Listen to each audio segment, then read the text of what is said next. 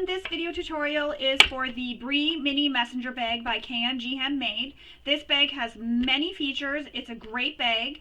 I will warn, there is a little bit of cutting. This is not something that you're going to be able to finish maybe in a day. You'll want to do your cutting and your interfacing, say, one day, and then do some sewing the next day. And you may even want to stop and do some more sewing another day. This is definitely one you're going to want to do in a few stages. So I mentioned there's lots of features. As you can see on the front flap, there is a big zipper pocket. This can fit a phone. My phone fits inside, and I have a bigger phone. My phone fits inside. When you open up this flap, which is held closed with magnetic snaps, you can see the top has a top zipper closure. Inside that section, there is a split slip pocket. I know it's kind of dark. A slip pocket right here, and a key minder for your keys. On the other side, there are card slots. So there's 3 card slots. And then there's this little pocket here, a little slip accordion pocket. There's also a change pocket right here. And then under the change pocket, there is a cell phone pocket right there. And I'm going to use something to slip in so you can see it. A cell phone pocket right there. Again, it has this top zipper closure, the zipper panel. Then on the back of the bag, there is this other compartment, which is perfect for a 10.1-inch iPad. I don't have an iPad, so I can't show you, but as you can see, it's there. You can also put in a notebook. I will show you. You can also put in a little notepad if you want, just to have a notepad with you if you need to carry it around. So it fits in this notepad. It opens up wider with these side zipper gussets right here. Flap doesn't want to open. So there's these side zipper gussets here that open up nice and wide and help it open up wide, which you could leave unzipped as well if you want to have a little bit more room. The flap does pull it pretty tight, so they won't really be able to stay open very wide. However, if you didn't want to clip the flap and you just wanted to leave it unclipped, you definitely could. I know people who don't clip their flaps, they just leave it open, especially because there's a top zipper here. You don't really have to worry about it. But this is a really nice feature to be able to have this extra area for a tablet or even a smaller laptop or a notebook. Flip the flap closed. That's how the back looks. And then you have this crossbody strap. You can also adjust it, as I have right here, all the way tight as it can go, and just wear this as a shoulder bag. Crossbody strap, it's nice to have that as an option. So as you can see, there's many features of this bag, a very useful bag. And as I said in the beginning, there is a little bit of cutting. You'll want to cut one day and interface on that same day, and then maybe sew the next day and probably continue sewing another day, just because there is a lot of steps in this bag. There's plenty of features. If you want to, omit some of the features, you definitely can. For example, if you wanted to omit, and make it a quicker sew and not do this section here with this, pocket with the card slots, you can just do another simple lining panel. Choice is really yours. It's really nice to have this as an option, especially if you're the kind of person who travels and like to have a bag with you that you can carry everything with you. So this section could hold some of your traveling items, and then in here you could have all your cards that you need to take with you for the day, your cell phone, and everything else that you need. You don't have to worry about having multiple bags with you, because this bag has everything you need for a day out, especially when you're traveling. It's perfect for that kind of bag. So I'm going to show you all the steps for creating this bag in this video. I hope you enjoy following along with me, and let's get started. The first thing you want to do is read through the entire pattern. There is some information that Kristen gives regarding interfacing. The interfacing you use will depend on the machine that you're using and what your machine can handle. You know your machine the best, so use interfacing that works best for you. Also materials that work best for you. This bag can be made fully in quilt cotton. I'm using quilt cotton and some Mora faux leather. So again, choose materials that you know work best for your machine. The foam, as you'll notice on my pieces, is cut to keep it out of the seam allowances. That's one way to help reduce the bulk in the seam allowances when you're sewing this bag together. So once you read through the entire pattern, you're going to want to print off your pattern pieces and get them all cut out. So as you'll see here, I have all my pattern pieces cut out. I've done this ahead of time because I figure there's no point in showing this on camera. So these are all my pattern pieces. I've gone ahead and interface them. As I was mentioning, I cut my foam so that it was out of the seam allowances, and I've already attached my foam. Another thing I like to do is take my pattern pieces and mark what the pattern letter is. So let me just find that where you can see that. So here you'll see that I mark it with a B. I'm not sure if you can really see that, but there is a little B there. I mark it with a B. That just tells me what the pattern piece is, so that when I get to that step in the pattern, I'm not rifling through trying to find the pattern piece and see what pattern piece it is. I've also gone ahead and marked the centers, and where the top is, I put a little T. This again just helps me as I'm making the pattern, so I keep these in the right direction and they're not put upside down or whatever else. I've also gone ahead and made some markings that are needed for attaching pieces. So I've made markings here, and I've made the markings to attach my magnetic snaps. Again, this is a personal preference for me. This is just something I like to do to get everything prepared so that when I am filming the tutorial, I'm not needing to stop to make all these markings, but I will walk you through that. Another thing I've done is gone ahead and prepared my zippers, and then I've taped them together to mark what they are so that I know. So I've written what they are so that I know what the zippers are. Again, when I get to that step, I know that these are the zippers that I need. Also prepared my interfacings that are all cut, so everything is all ready to go. So once you have everything ready to go, you're ready to start sewing. So first we're going to need our 2 long pieces for our strap to make our strap. You're going to want to draw a line down the entire length of the strap that is centered on both pieces. So you'll see I've done mine already. I've drawn the line down the entire length of both the pieces of the straps. Then we're going to take the 2 short ends and we're going to clip them together. So they are going to be pretty sides touching. Just like that. So you will see the wrong sides and the pretty sides are touching. So we're going to sew this with the seam allowance given in the pattern.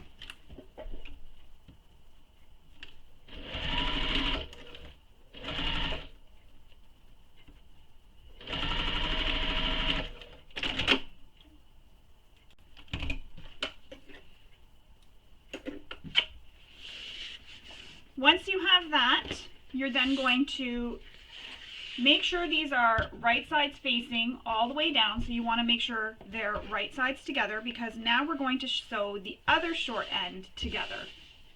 So all the way to the end, make sure they're not twisted, and pin the short edges together as well. And then you're going to sew this short edge again with the seam allowance given in the pattern.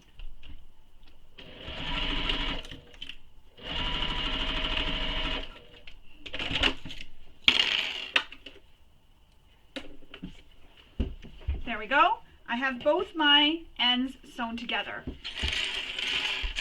Now we're going to grab some double-sided tape.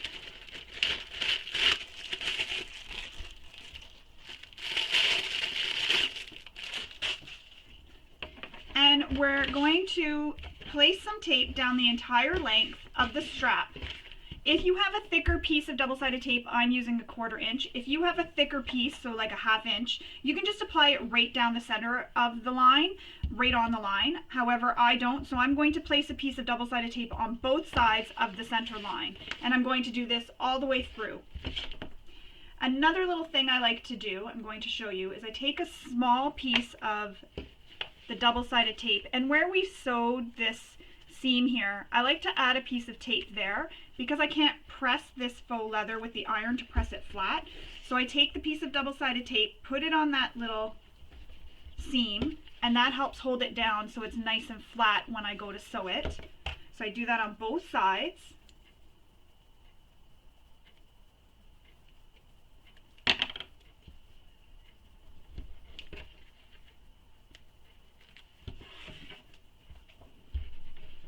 And then what I like to do is just snip those ends so it's a little V. And I'll show you. So you see how it looks like little V's here, like it's at a point? I've just snipped it, so that helps when I'm putting it into the center. It just helps so that it's not bulking out on the edges there, so that's why I do that. So I do that on both sides, and that just helps me get a nicer strap, I find. Just a little tip, you don't have to do that.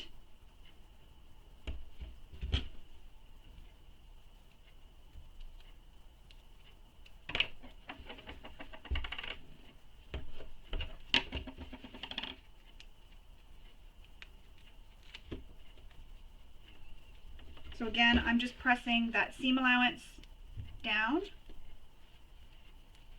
where we sewed the two strap pieces together, and then I'm cutting it on an angle to help reduce that bulk in the center.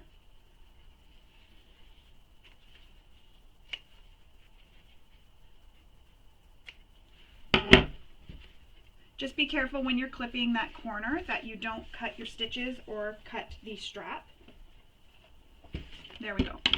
So now I'm going to apply some double-sided tape down the entire length of the strap.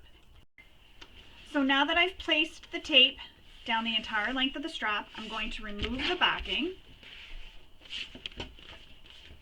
And I'm going to fold these into the center. So you're going to fold it right to meet that center line that you made down the entire length of the strap. And just pull back your backing of your double-sided tape as you go along. This will help keep it so that it doesn't dry out while you're pressing the strap into the center. When you were cutting your strap, if you found you didn't have a piece of fabric or the material that you're using that was long enough, I have a YouTube tutorial that I'll link below that shows you how to piece it together to make a longer piece of fabric to make a strap. So I'll link that below. So I'm just removing the tape backing as I go and pressing this in to meet the center. Once I have this side all pressed in to meet the center, I'm going to repeat this for the other side.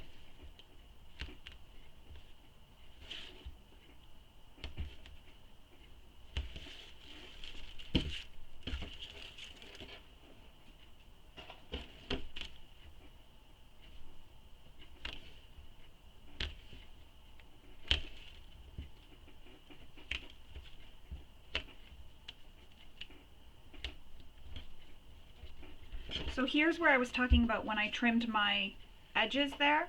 Sometimes I find the seam allowance kind of pokes out and then it makes it hard when I'm folding this side over. So this just helps so that these two can press nice together without any extra hanging out from the opposite side, pushing it away from each other.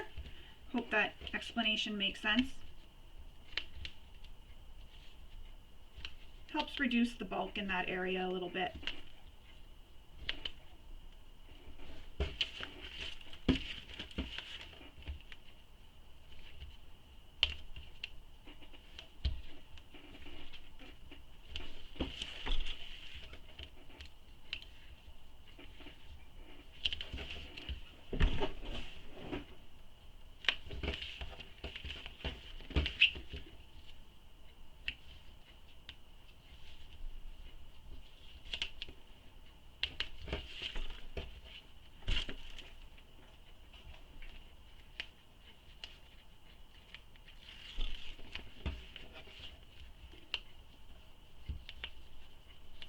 If you don't have double-sided tape, you can always use a washable glue stick, run it down the center of the strap, and then press these in place.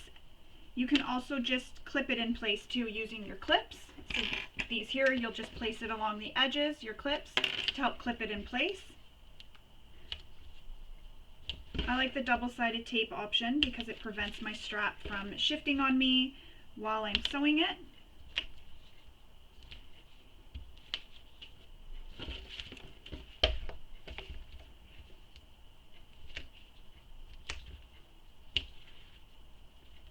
So I have the one side done. Now I'm going to repeat that for the other side, and what I'm doing here is I'm just making sure it's pressed flat,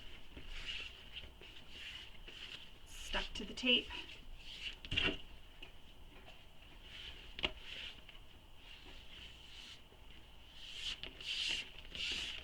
There we go. Now I'm going to repeat this for the other side. So remove my paper backing a bit and fold this in to meet the center.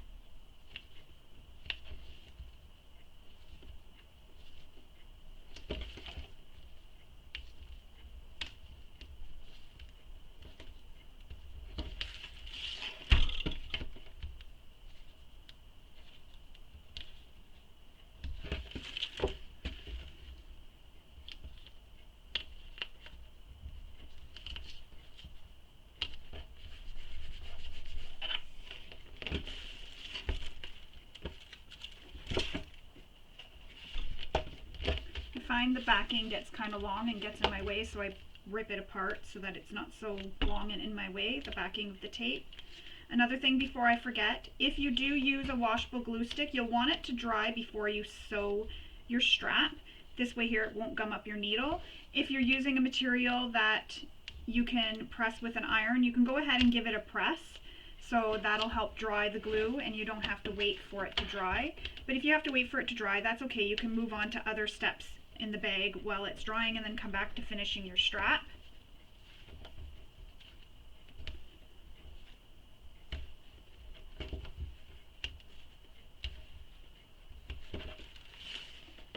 This part seems to take long.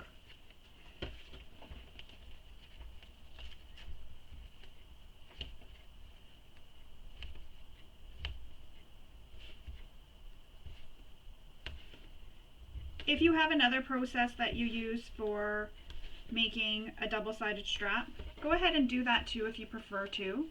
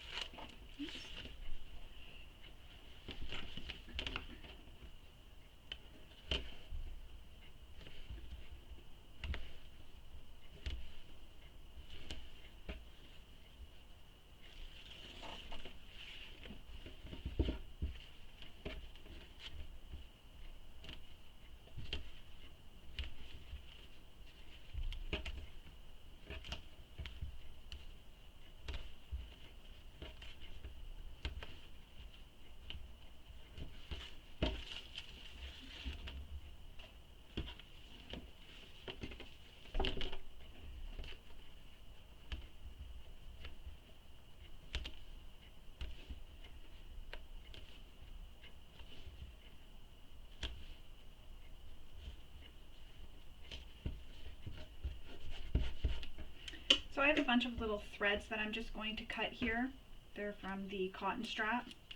I don't want them sticking out once I put the strap together, so I'm just going to go ahead and do that. Alright, so I've clipped all those threads that were kind of hanging. I didn't want them to stick out the sides. So that's how it looks where I cut the V's. So you can see there's not a lot of bulk here. One side didn't overlap the other. So that's why I did that. So the next thing we need to do is top stitch this with the seam allowance given in the pattern. So I'm going to go ahead and do that now. Switch my presser foot out.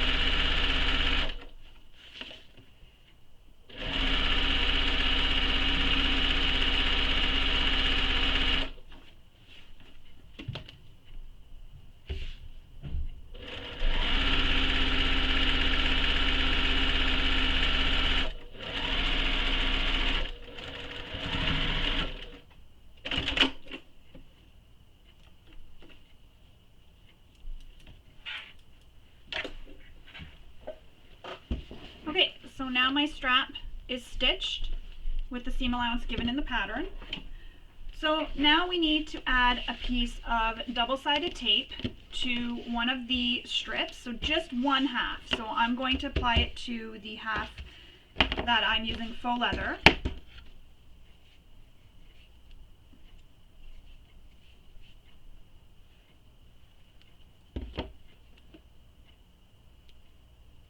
Another little trick with the tape to help make it easier to peel back, I fold it back onto itself and then I pull a little piece so I get like a tab. This piece here at the top doesn't have any tape stuck to it. That just makes it easier for pulling off the tape. I'm not trying to pick it apart, fighting with it. It just creates a little tab. So I'm just putting this down the center on the entire length of the 1/2 of the strap.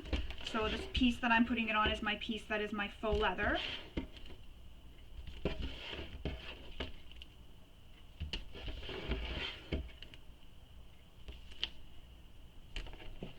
Right down the center. You don't have to use 2 pieces. You can just use 1 piece of tape down the center, because this will be what holds the 2 pieces together.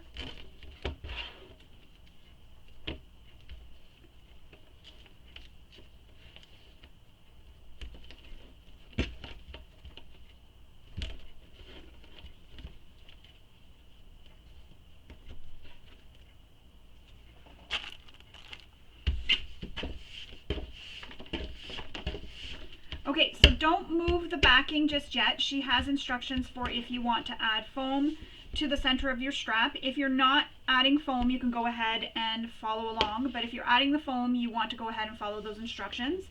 I'm skipping that, so I'm going to move on to the next step. So the next step is to find the center of the strap.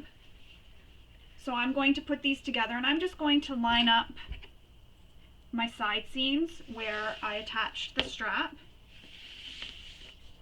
What you're doing is you're just trying to get this centered so that if one is slightly longer than the other, it's all centered and even when the strap is finished.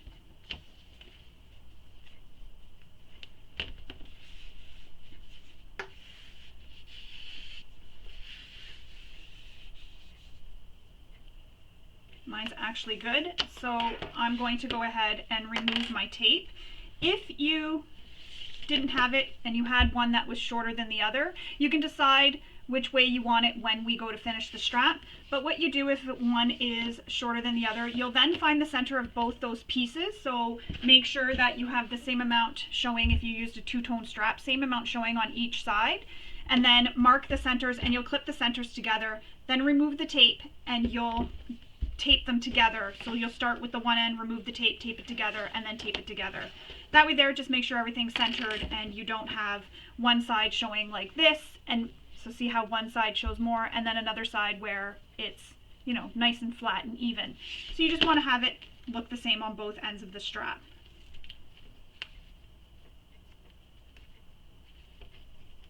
So I'm removing the tape and I'm pressing this down, and what the tape is doing is it's just helping to hold the strap in place so that when I sew it, it doesn't shift on me. So I'm going to tape this down and then sew it with the seam allowance given in the pattern. So I'm going to finish taping this down. Alright, so I have taped my 2 pieces of straps together, and I've also added clips along the edges just to help hold it, just for some extra security. So now I'm going to sew these long edges with the seam allowance given in the pattern.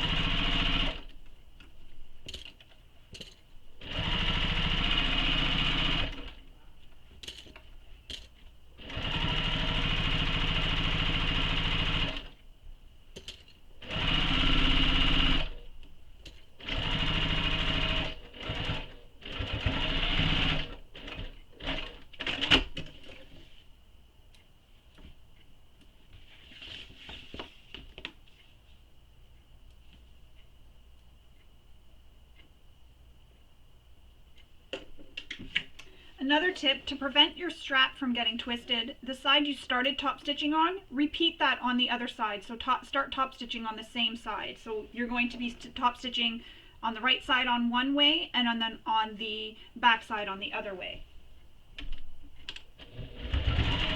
And again, this is just to help prevent your strap from getting twisted.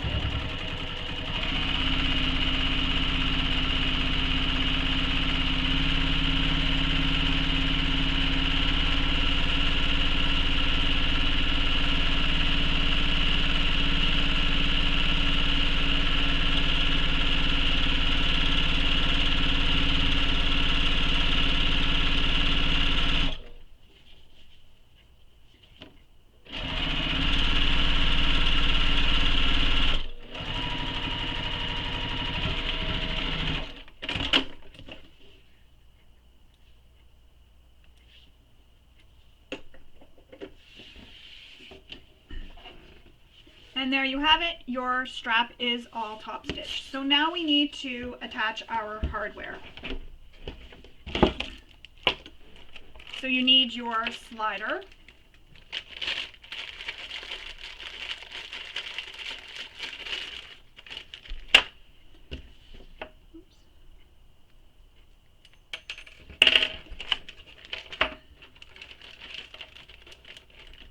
And you're also going to need your swivel hooks too.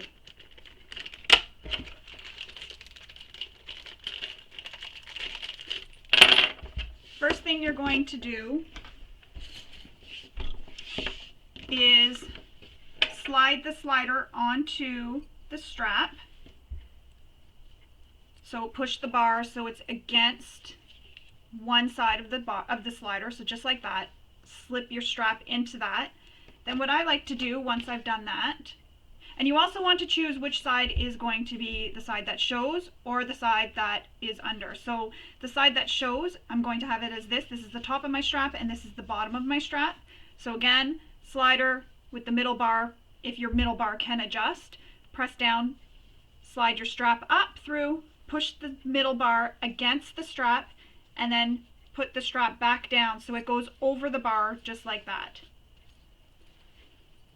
You can clip this in place, and again she gives measurements for how far to fold the strap over, so you'll want to refer to that in the pattern. So you can clip this into place. You can either sew this or use a rivet. So I'm going to attach a rivet, but I'm going to do that after we get our sliders on. So next what I do is lay my strap so it is the wrong side up, so the back side of my strap is facing up, and I make sure it's not twisted. So just like that, so it's not twisted. Then I slide my slider, so my slider, I'm going to have it on the table, and I'm going to put my strap on, so it's like that. So just like that, so my strap, the slider, the hook part is on the same side as the pretty side of the strap. Then I'm going to take the other end of my strap, again, making sure this isn't twisted, and feed it up through the slider. Push the middle bar against the strap and down through the bar, just like that. So now you have the four pieces. So the two pieces of the strap that were attached first, this comes up over the middle bar and back down.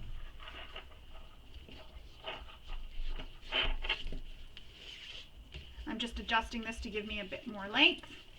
So now you can see I have a slider and a swivel hook. Next, I'm going to repeat the process for adding that second slider. So again, with my strap, so the pretty side is against the table, and slide my slider onto it.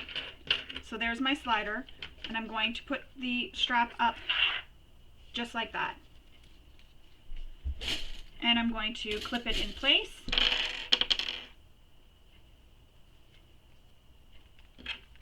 And you can sew this if you want, or you can use a rivet or Chicago screw, whatever method you prefer to use for attaching your straps together. Go ahead and do that.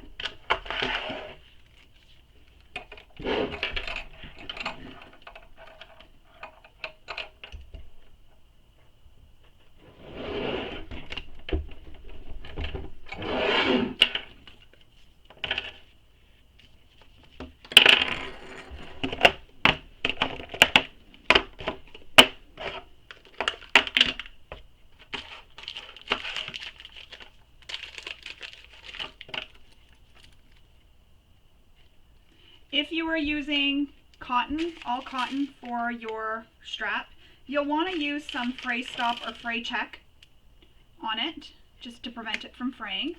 So that's one.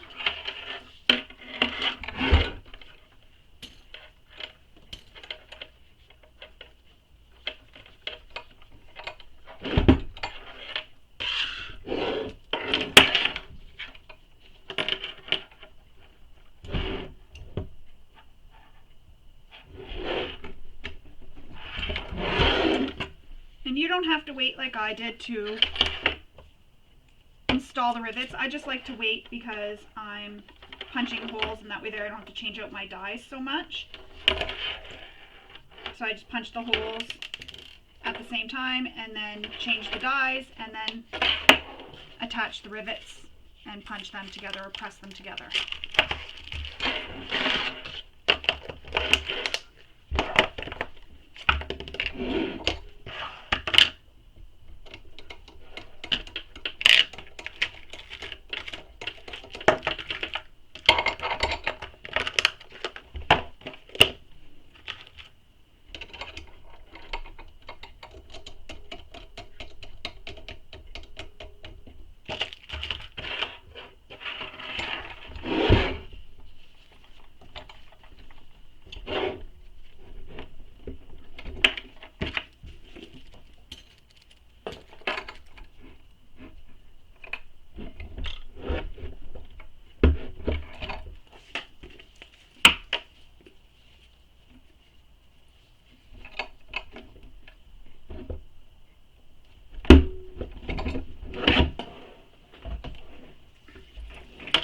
There you go. Your strap is complete. We will set this aside for now.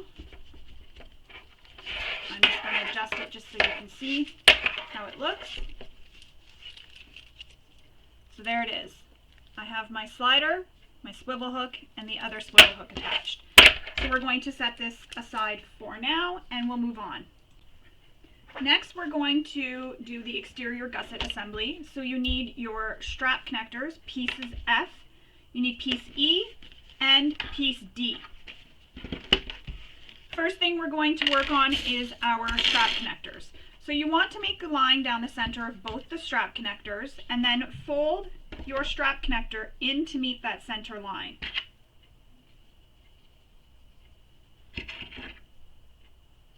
You can use double-sided tape here for this if you want to not use the clips, or just make sure that it doesn't shift on you while you're sewing.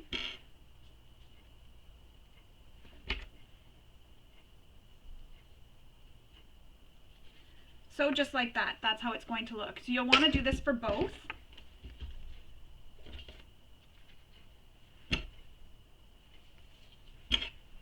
And then we're going to sew this with the seam allowance given in the pattern.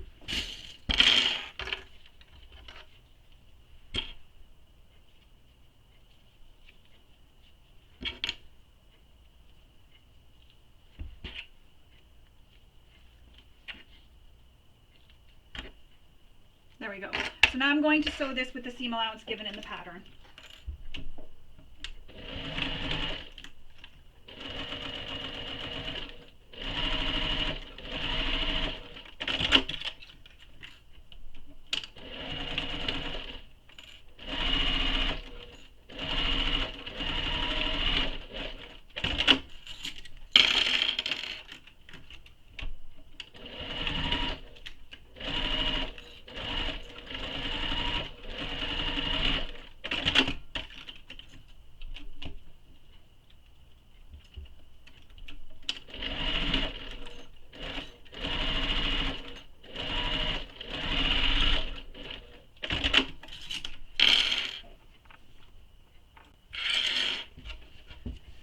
Now that we have these stitched, we need our D-rings.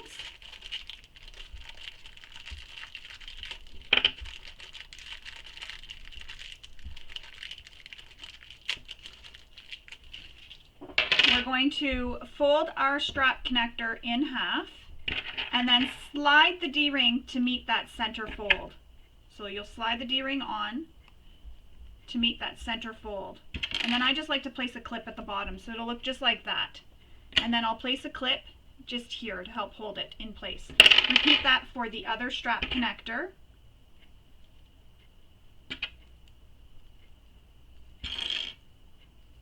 Now, using a zipper foot, you're going to sew as close to this hardware as possible. That'll just prevent this from twisting and turning on you while you're using the bag.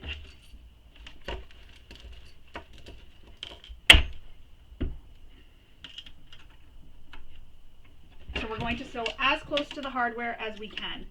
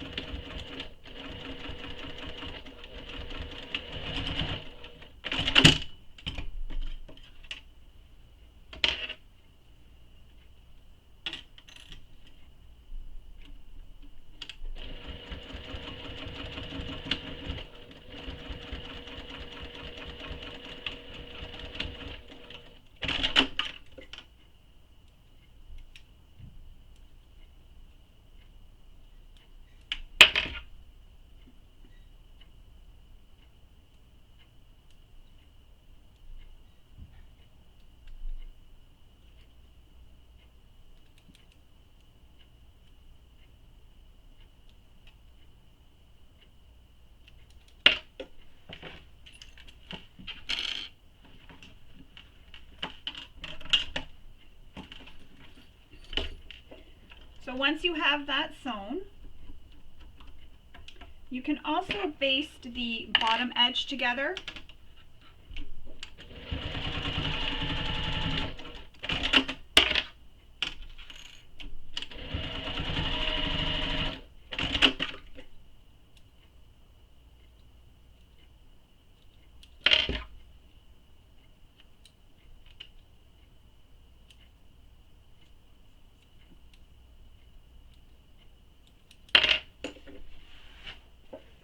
It'll look like this once you have it all sewn. So you have a line of stitching right here, just below the D-ring, and then your basting stitches.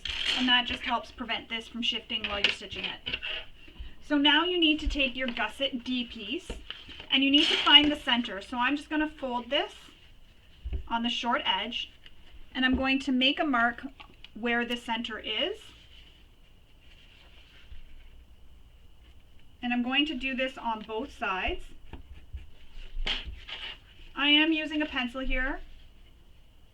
You can use an erasable marking tool. I just use a pencil because if I have to take this to my iron and press, I still have the line there, and I haven't had any issues with the pencil.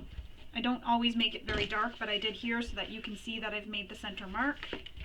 So now we need to take the D-ring with the strap connector attached, and we need to place it onto our gusset. She has a measurement for how far the gusset has to stick up off the gusset piece, so how far your strap connector, sticks up off the gusset piece. So you'll want to refer to that. So I'm going to do that. I'm going to clip that in place, and then we'll come back and we will sew. So now that I have those clipped in place, I'm going to baste the strap connector to the gusset.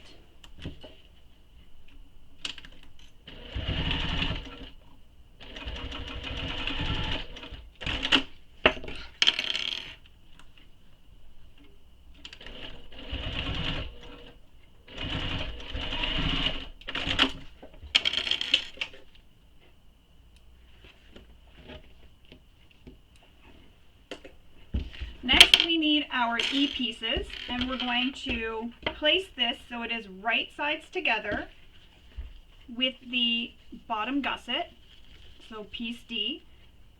So place the short edges together, clip them in place, and then sew them with the seam allowance given in the pattern.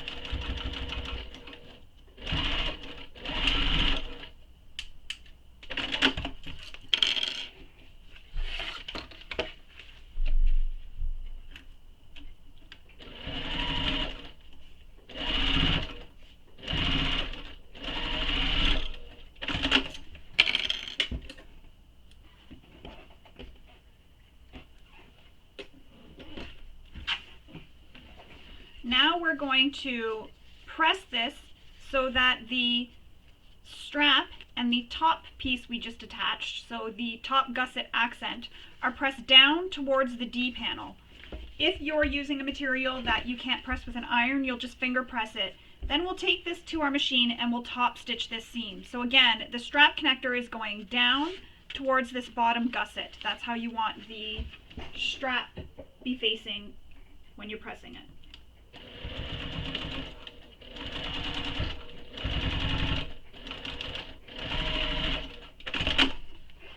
And that's how it'll look when you are done that. So repeat that for the other side.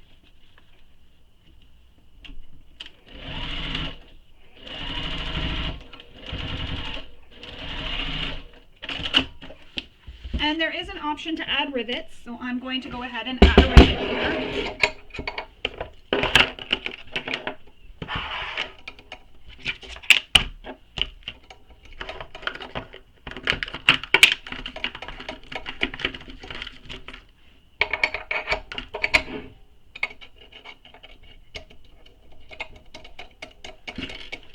So you want to place the rivet with the measurement she gives in the pattern, so I'm going to go ahead and make that mark. I'm going to punch the hole from my rivet and I'll be back. Okay, so I've punched my holes, and I punched an extra set of holes just because I like to have an extra rivet. So now I'm going to install the rivets. You can also use Chicago screws here.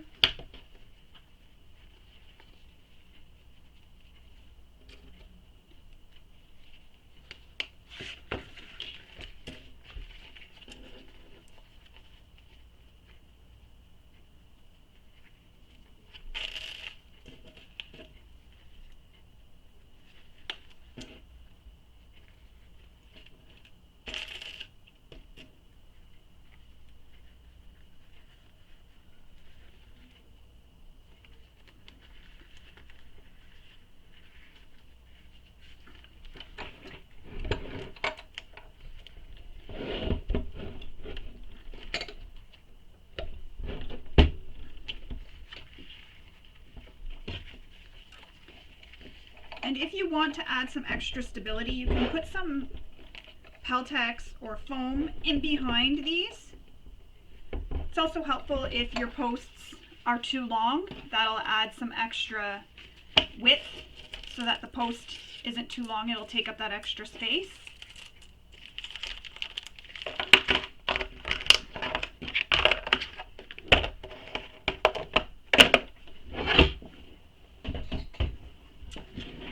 There we go.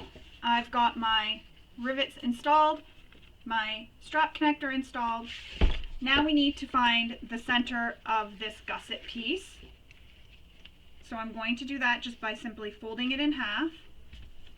And you can snip into the seam, or you can do what I'm doing, which is I'm just going to make a mark. So what I like to do is line up the tops, and then when I'm lining them up, I'm making sure this seam here, where the top accent and the gusset meet, then I know that everything is centered. You can also measure this to find your center as well. And there we go, I have the center. One thing I'm going to do is I'm going to attach my foam now. She has you install this later in the pattern, but for personal preference, I'm going to go ahead and attach it now. So I'm just going to pin this together, and then I'm going to baste it in place. I'm not keeping it out of this seam allowance like I did for the other pieces, and that's okay. If your machine can handle the bulk, you can go ahead and do the same thing, or you can wait and attach it later in the pattern. So I'm going to go ahead and do that, and then I'll come back and we'll continue with making the bag. These next steps, we're going to be working on our zippers. So we need our zippers and our zipper tabs. If you haven't cut your zippers, you can go ahead and do that now. The instructions for the lengths that you need to cut them are given in the pattern. So you'll need one for the change pocket, one for the flap zipper. You'll have two for the side zippers and one for the top zipper. We're going to start working with the two side zippers. And you'll want to grab two zipper tabs.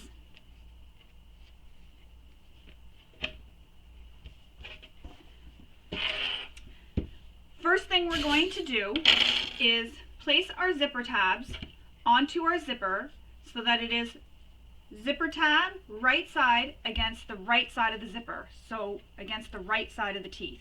And you're going to place it on the end where the zipper is when it's open. So when I open my zipper, it's all the way down here.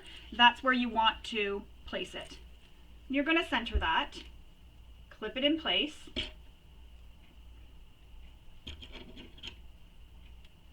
So it's the opposite end from where the zipper will be. As you can see, when I close my zipper, it's going this way.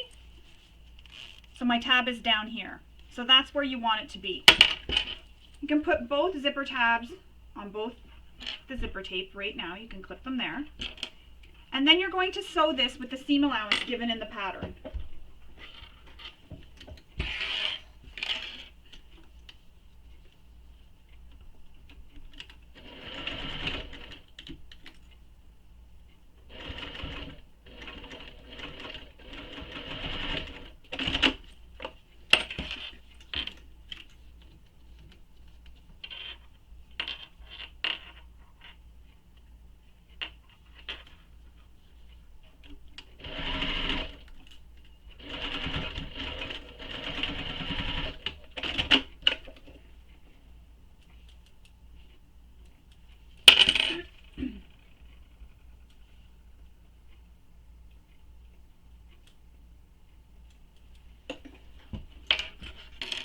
Now that those are sewn to the zipper, that's what it'll look like on the front and the back.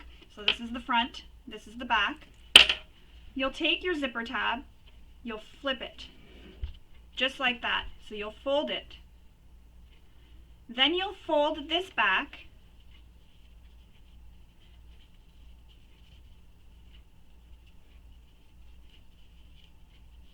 Just like, sorry, I'm trying to press this here. If you used material that is cotton, you can go ahead and press this. This will help a little bit. Then you will fold this back just like that. It'll look like that. And you'll clip this in place. Then you will top stitch this with the seam allowance given in the pattern, and you'll do this with both the zipper tabs.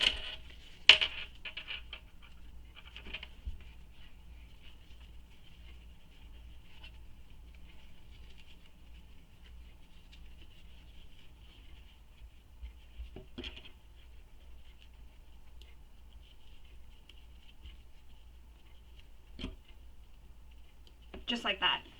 Again, so I just folded the raw end, just folded it over. So I'm going to show you one more time. I'm just going to give this another press. So this is how it looks right now with it just sewn. I'm going to flip this up. It'll look like this behind, it's flipped up. Then I'm going to fold this so that it meets with this edge we just stitched. So it meets with the folded edge, just like that. And I'm going to clip it into place.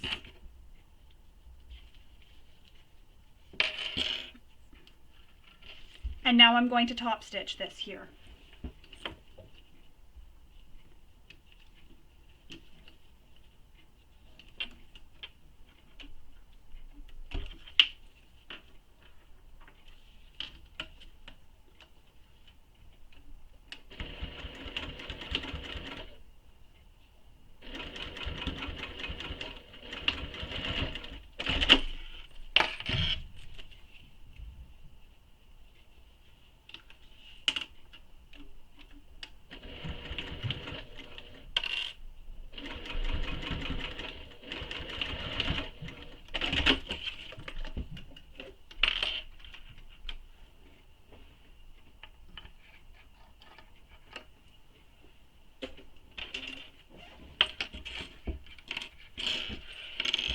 Now I know I'm jumping ahead a few steps, however, I'm just going to go ahead now and I'm going to trim these tabs so they're flush with the zipper tape.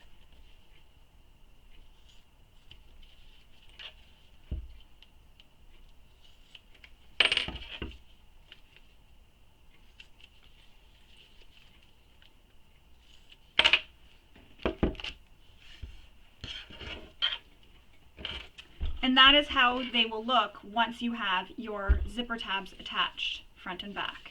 So there's the front, here's the back. Next, you need to make a mark on your zipper on the end from the side that will be where it goes, where it's closed, so the opposite end of your zipper tab. You need to make a mark on your zipper tape so that measurement is given in the pattern. I've already gone ahead and done that. So now I'm going to open up my zipper, because now we're going to turn these ends of the tape at a 90-degree angle. So the mark that you made is where you're going to pinch your zipper. So right at that mark you made, you're going to pinch it. Then you're going to take the tape and turn it. So once you pinch it, you're going to take this end here, this little small end, and you're going to turn it at a 90-degree angle so that it looks like, it's hard to do this while I'm leaning, that it looks like that. I have a tutorial on my YouTube channel. I will link below where I show this with more instructions so that it's easier to see. So I will link that below in the description for you to watch before you do this, just in case you've never done this with a zipper before.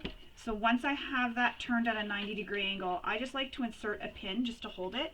So as you can see, that's how it looks. So you can see this piece of the tape, the short end, is sticking out the side here.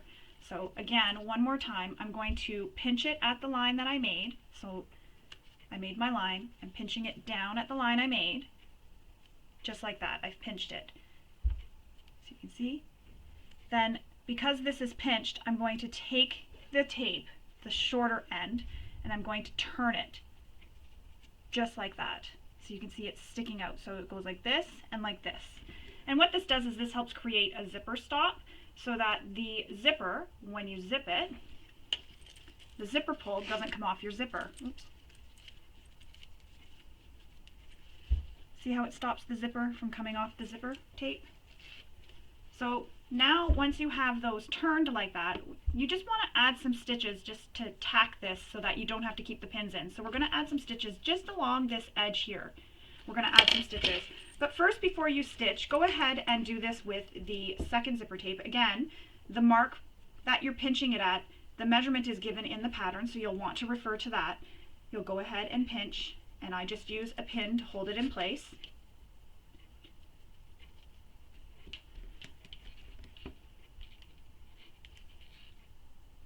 Just like that. Again, there they are. So you can see when I've pinched right here, that's the line I made, and then it goes out this way. So you're turning these at a 90-degree angle. You'll stitch these.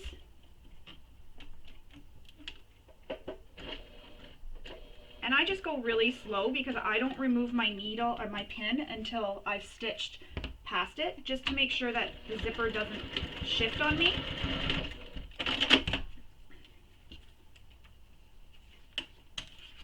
If you're worried about hitting the pin, you can hand crank.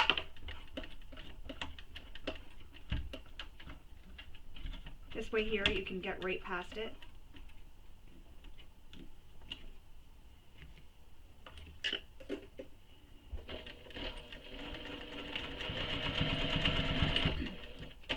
And I backstitch a few times as well, just to make sure it's really stitched there and it's not going to shift on me when I'm sewing or putting it into the bag. So there it is. That's how it looks when it's completed.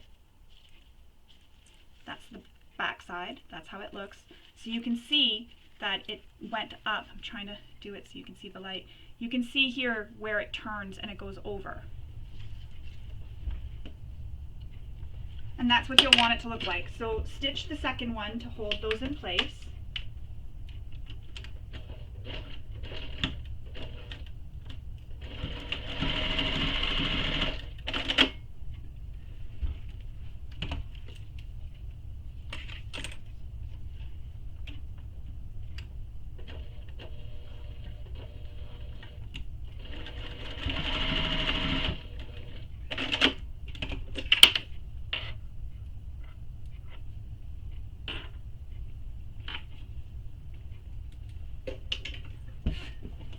There you go. My second one's done. So there is a measurement in the pattern for how long these need to be. Just double check them. So I'm going to go ahead and double check that.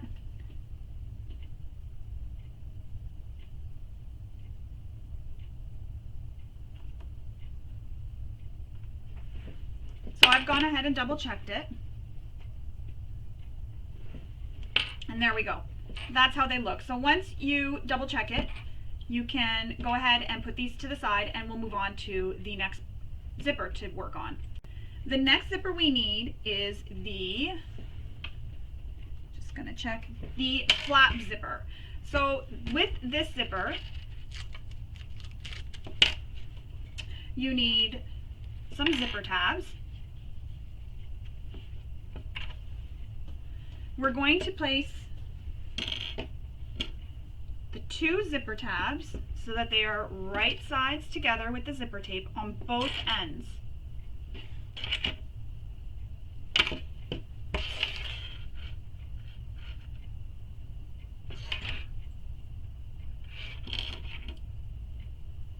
Like that.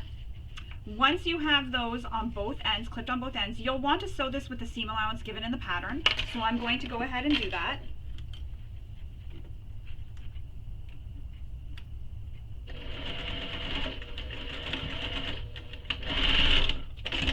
And just to note, when I'm stitching, I try to watch where I'm stitching and feel for where the zipper starts and stops, because I know we usually trim the zipper tabs flush with the zipper tape. So I try to feel as I'm going to see where to start and stop, so I don't go off onto the zipper tab and trim it accidentally when we're trimming it so that your stitches end up coming undone. So I try to feel, and that's where I'll start and stop sewing the zipper tab onto the zipper tape. That's just something I do as a little tip.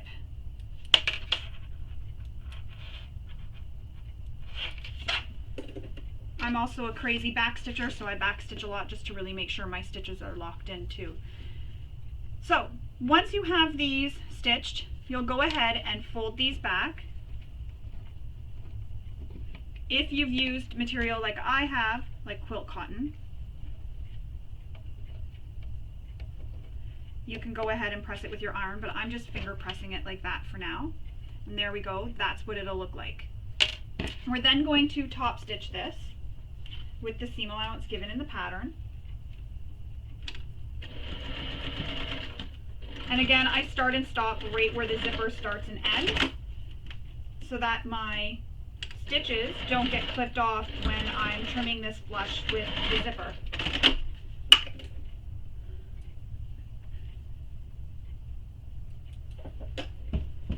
Just like that. It'll look like that.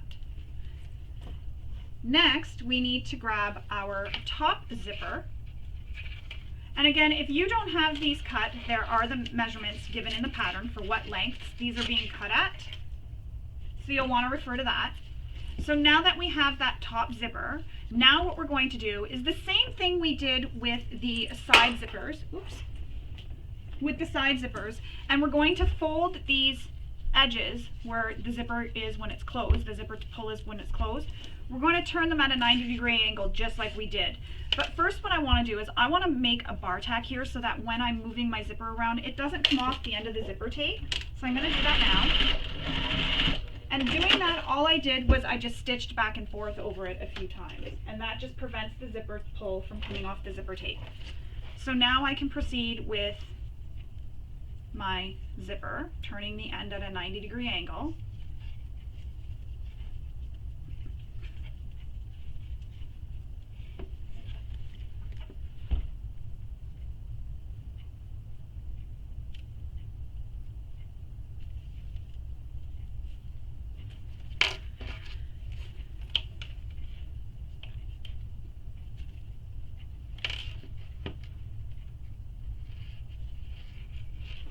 And then I'm going to stitch it.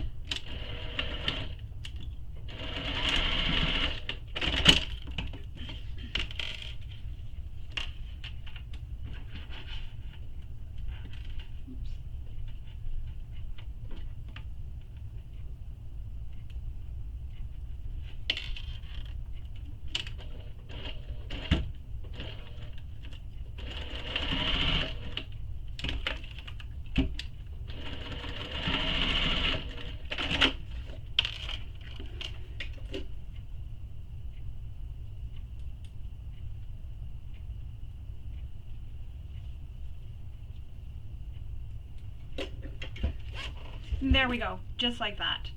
We're now going to put this to the side and we're going to move on with the next step. For these next steps, we need our top zipper and our top zipper panels. So you will have 4 zipper panels. They are letter O. So you need to decide if you're going to do the fabric zipper tabs. So you'll have zipper tabs that look like this, or if you're going to be like me and install these metal zipper ends. I'll just quickly show you how to do this. I'm not going to sew it, so I'm just going to walk you through all the steps. So first you take your 2 zipper tab pieces and you place one so it is right sides together with the zipper, and another so that it is right sides together with the back side of the zipper, so the wrong side. So the zipper is sandwiched in between the pretty sides of the material.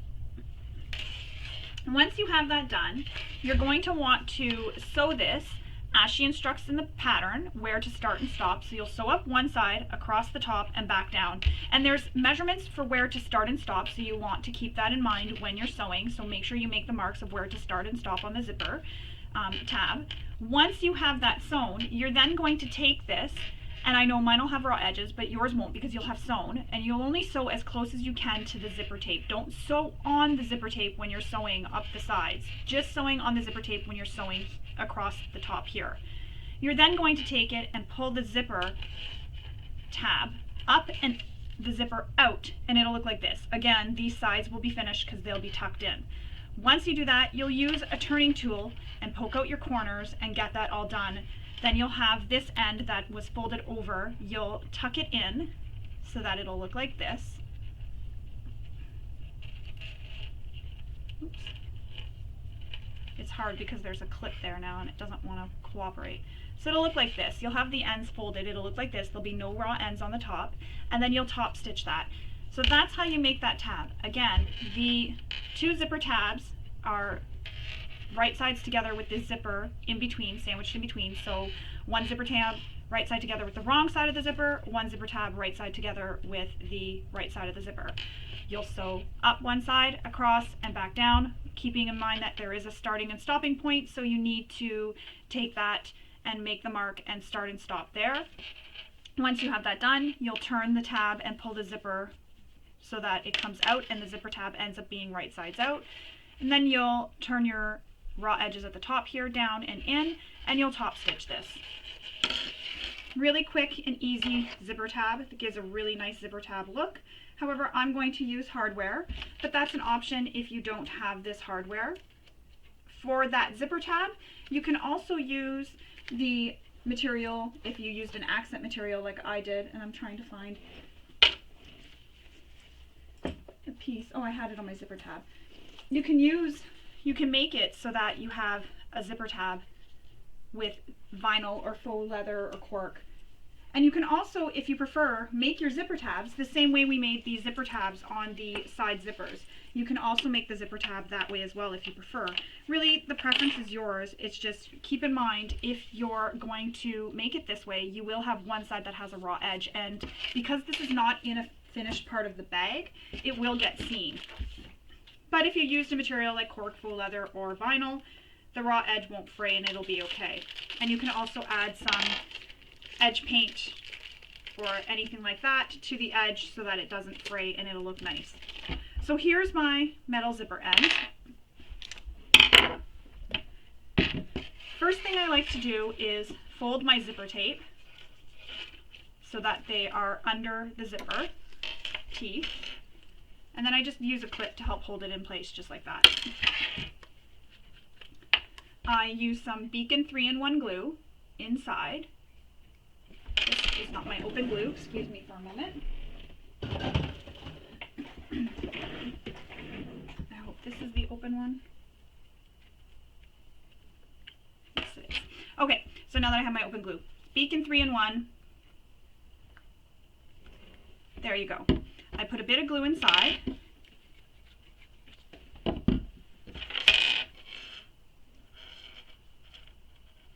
Then I just put the end of the zipper into the metal zipper end, keeping this zipper so that the zipper tape is tucked under the zipper teeth, and I just push it in as much as I can. just like that. Now you need one of the little screws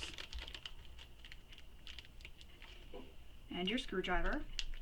And the nice thing about these little screws is they are magnetic, so I just stick it to my screwdriver so that it's like that until I'm ready to screw it in.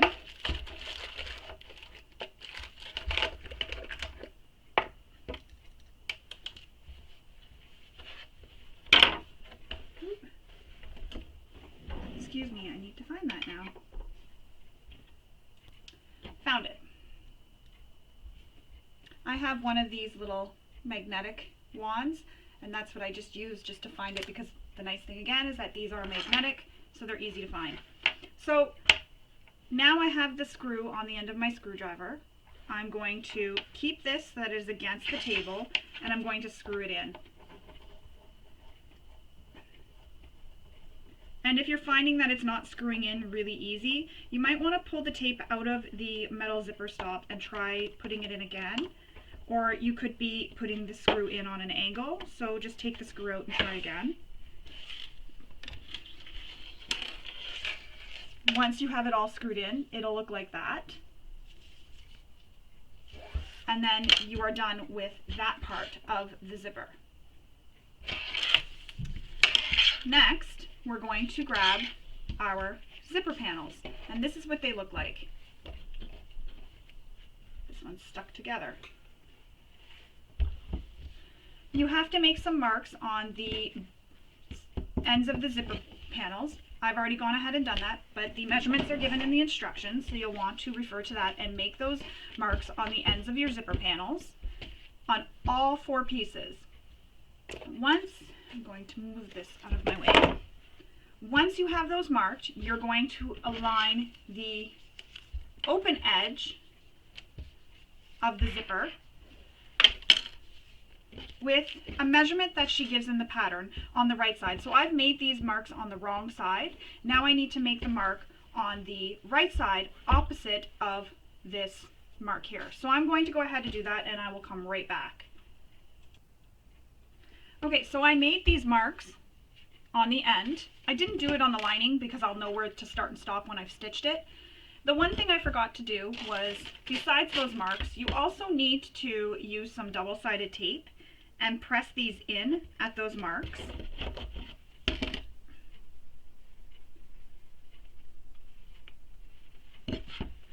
So because I used cotton for what will be my lining side, I'm just going to finger press it. I'm not going to use some double-sided tape just yet, but I will on these faux leather ones. And why can't I find the end of this tape? Oh, there it is.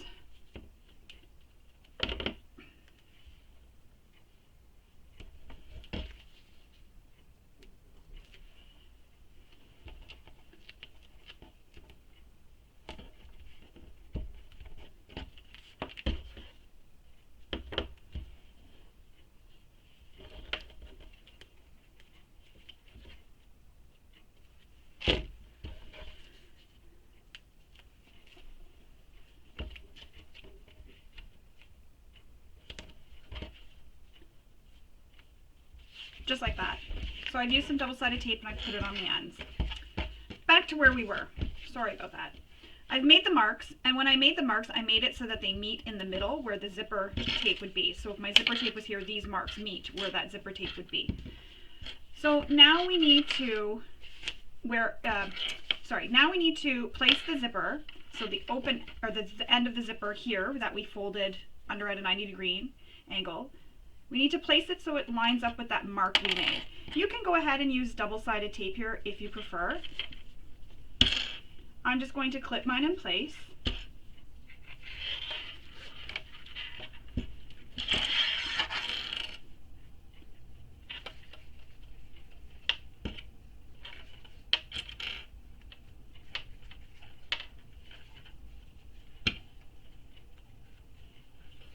Just like that. Now we're going to sew this in place. We're going to baste it in place. So we're going to go ahead and do that now. I'm going to change out to a zipper foot.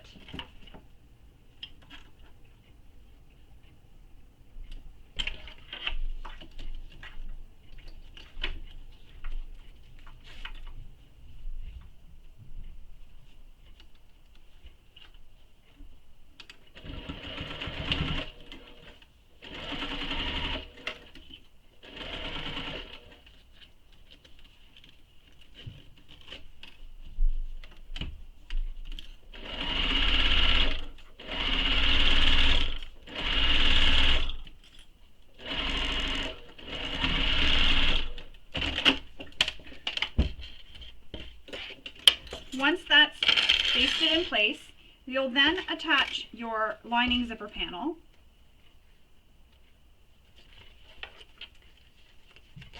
And you'll place it right sides together with the wrong side of the zipper tape. And I'm going to pin my short edges as well because we're going to sew these short raw edges. And then we'll stop on the edge where it's folded. So you don't want to sew over it, you'll just stop where it's folded. So I sew into the middle of that folded edge.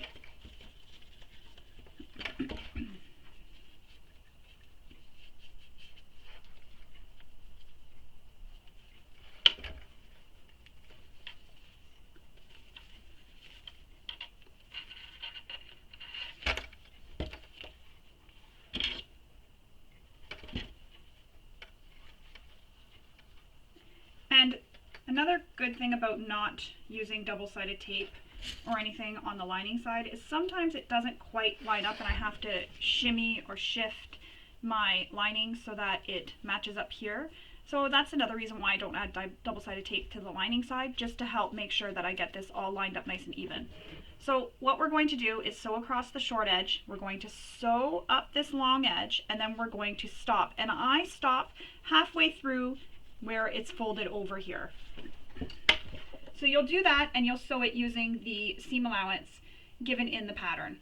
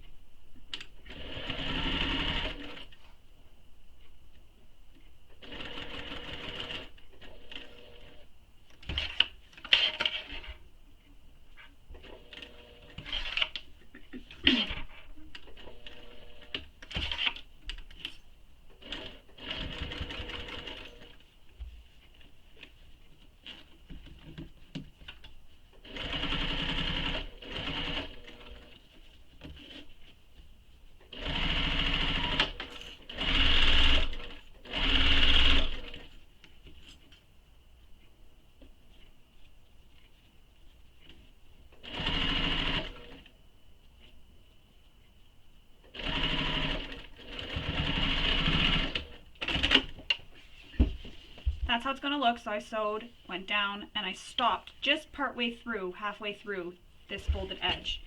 Next, we're going to clip the corner and this short raw edge.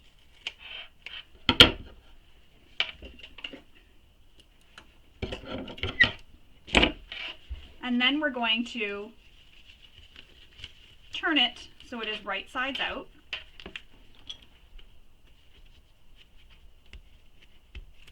And I like to use my turning tool to poke out my corners just to get really nice corners.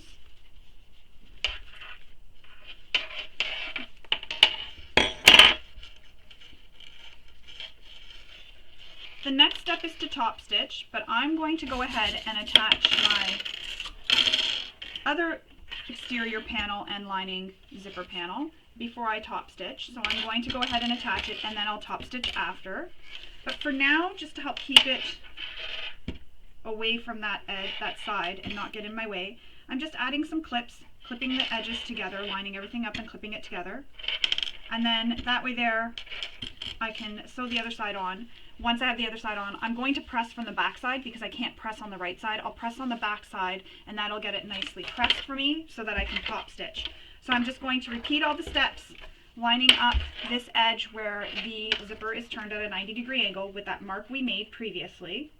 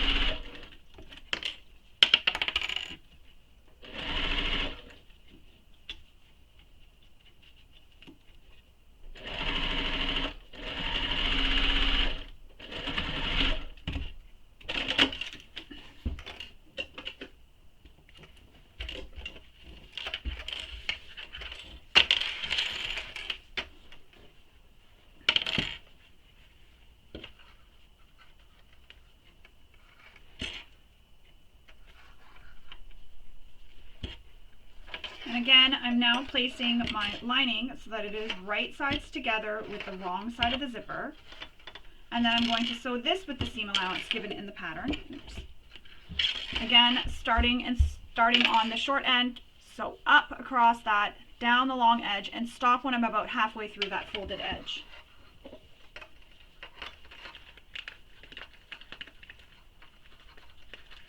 And I'm unzipping my zipper to get that out of the way, just so that other side of the zipper panel isn't in the way and I don't accidentally sew it in this seam.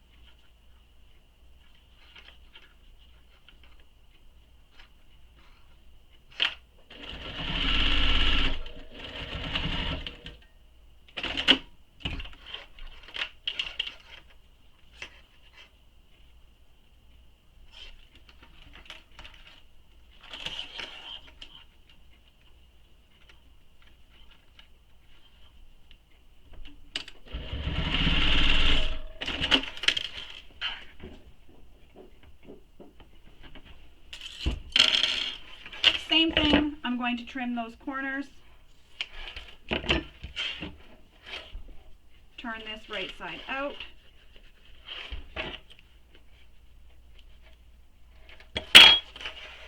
and now I'm going to take this to my iron and give it all a press. I will be right back once I have this pressed.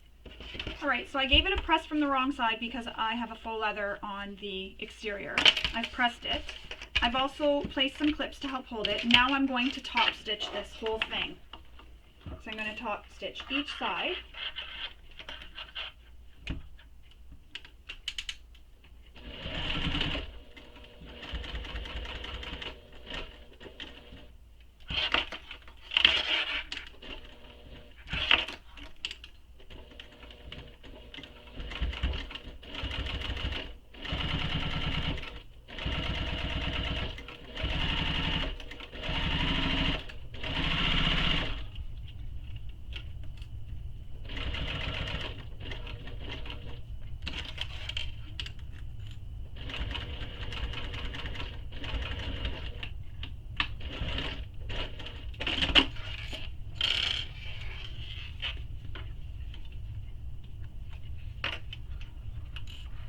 Now I'm going to top stitch the short edge across the long edge where the zipper is, and again across that other short edge.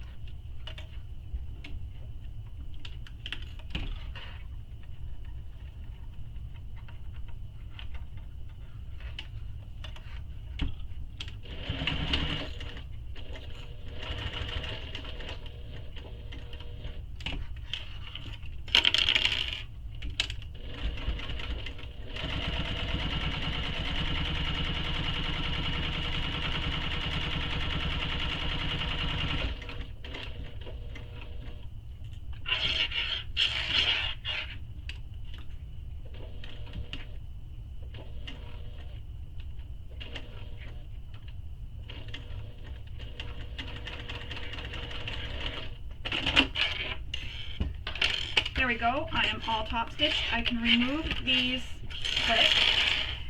The last step of the zipper panel is to take it and make sure it is the same width as your gusset. So mine isn't, so I need to go and trim this. So as you can see, it's not the same width. I need to go and trim this so that it is the same width as the gusset. And that's why we didn't stitch this long raw edge yet, because I knew we were going to need to trim it. So I'm going to go trim this and I will come back and then we'll stitch these raw edges together and we'll move on to the next steps. So now that my zipper panel is the same width as my gusset, I'm going to stitch the raw edges together. This will help also lock in those stitches where you top stitched. Another thing to note, when you're cutting your zipper panel and trimming it so it's the same width, you want to take off the same amount on both sides of your zipper panel so that your zipper tape stays centered. So find out what the measurement is that you need to make this the same width, then take it off on both sides the same amount. So I'm going to add some clips just to help hold the raw edges together. And again, I'm going to stitch this together. I'm going with a basting stitch just to help hold it together and help lock in those top stitching stitches.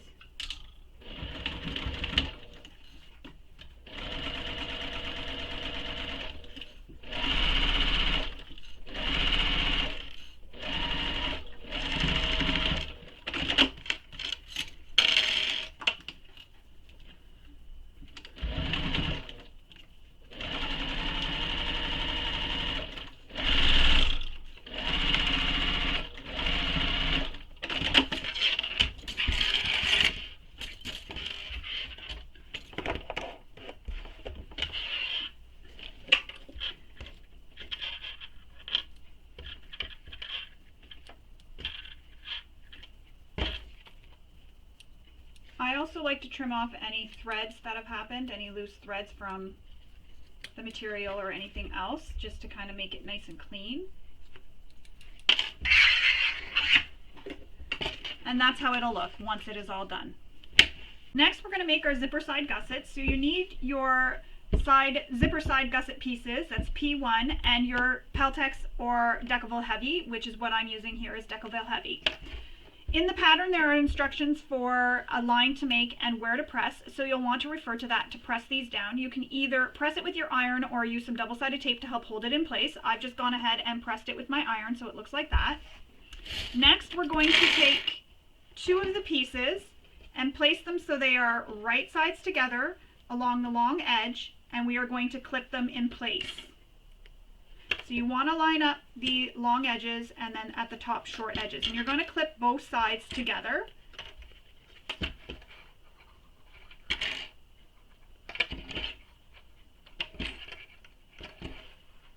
Just like that. Repeat that for the other piece. So you're doing this for both pieces.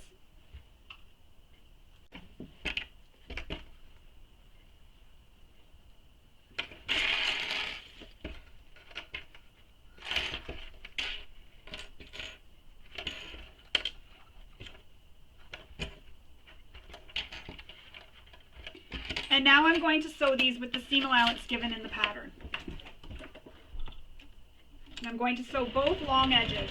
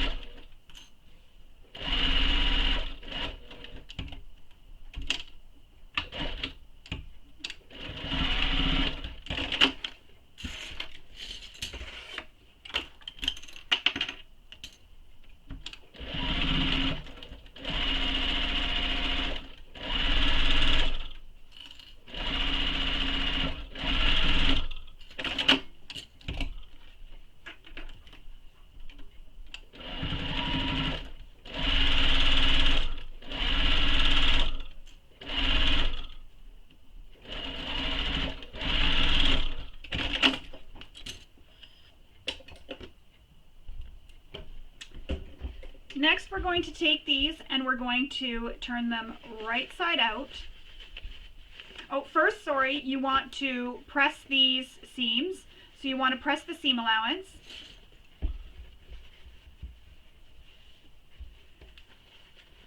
So I'm just going to finger press this really quick. And then I'll take it to my iron and give it a press. So I'm going to go do that now. All right, so once your seams are pressed to the side, just like that, you're also going to want to line up the seams and move them to the center so that you have that seam you stitched in the center. So you'll want to line it up, then press the long edges of each piece. Now we're going to turn this right side out. And if you want, you can give this another press if you prefer, which I think I will do.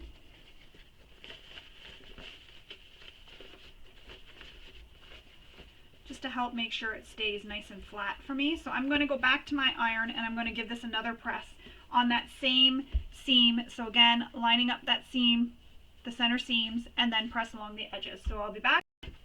Now that I've pressed those sides, we're now going to stitch in the ditch down this center a crease here that we made when we stitched the pieces together. So go ahead and stitch down the center.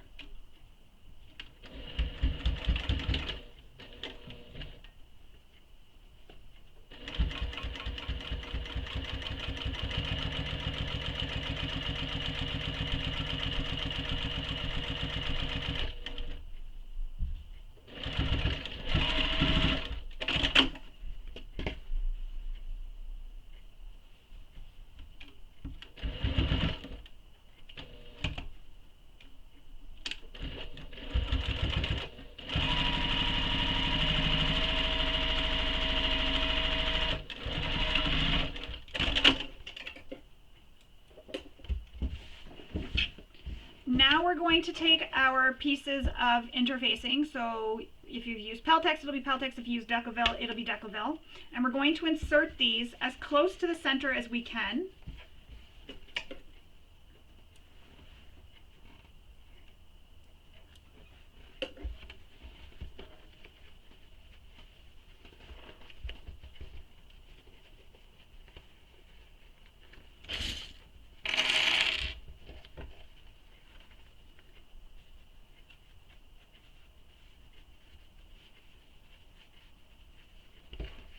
I'm going to place a clip to help hold it. The other thing too, I'm going to make sure it's centered inside.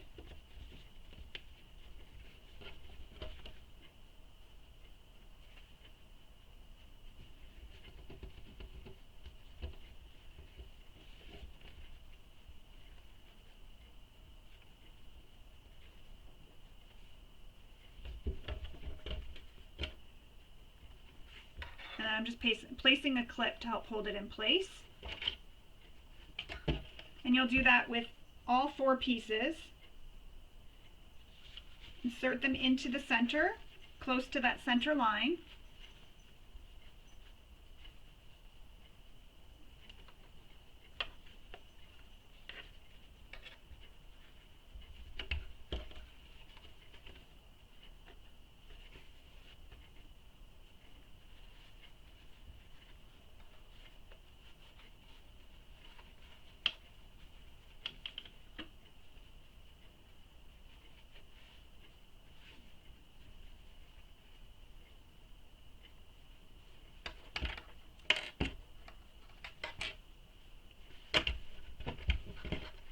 And then once you have it inside, so you can see mine's in there, once you have it in and it's close to the center seam, you're going to want to make some marks. She gives the instructions in the pattern for the marks that you're going to make along this long edge. So I'm going to go ahead and do that on both my pieces now.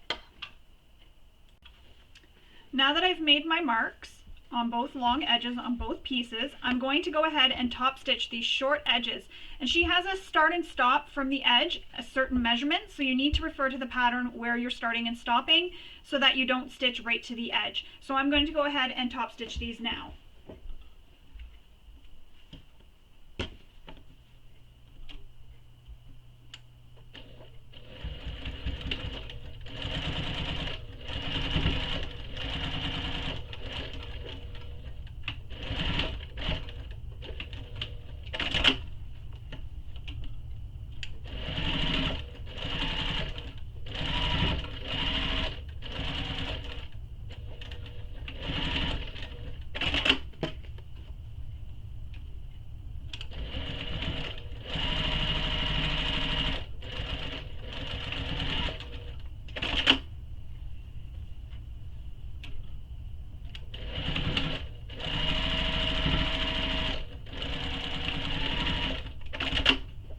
And there you go. They're both top stitched on the short edges. We're going to set these aside for now and move on to the next step. For these next steps, you need your front flap zipper, you need your B pieces, and you're going to need your A exterior piece. I'm going to move my A exterior piece out of the way for now. So On the B pattern piece, there are some marks that you need to make and where you need to cut. So go ahead and do that. I've already done that before I started filming so that I wouldn't have to do it while I was filming. So this is how it looks before you cut. It'll be one big piece. Then once you cut it, you'll have two separate pieces for the exterior and two separate pieces for your lining. Once you have that cut, you'll want to take your zipper and place it so it is right sides against the right side of the B panel with the zipper closing to the left. And your zipper tabs will make the zipper longer than your B piece. That's okay. We're going to trim that down after to make it even with the B panel piece.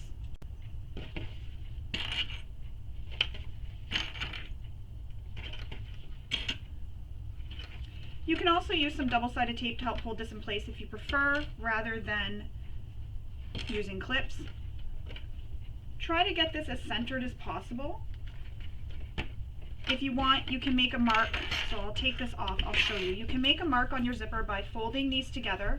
I line up the edges of the zipper tab where it's folded, so the edges where we top stitched. That's where I fold, just in case my zipper tabs aren't the same length. Then I make a mark where that fold is, just keeping it within the seam allowance. Once I have that mark made, again making sure my zipper is closing to the left, I have a mark as well on my B panel. I'll line those two center marks up, just like that. So the center mark is lined up with the center mark on the zipper, and that way there I know that this will be placed evenly on both sides. You won't have a side of a zipper tab showing more on one end than the other. They will be even.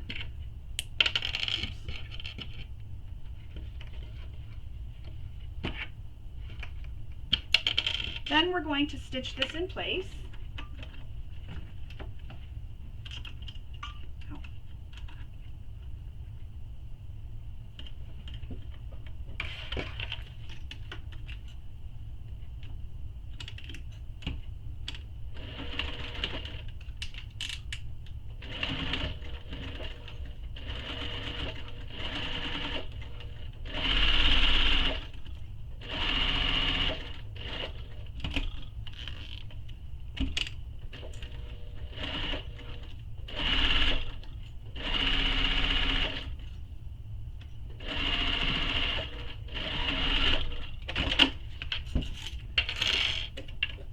Next, we're going to place our lining so it is right sides together with the wrong side of the zipper. Again, make sure everything is centered, so line up your center marks,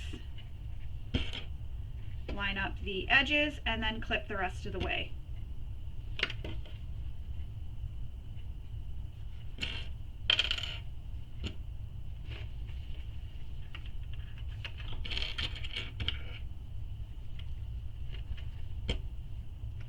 Once you have this clipped, you'll want to go ahead and stitch it in place. What you can do is flip it over and stitch on top of the previous stitches you made.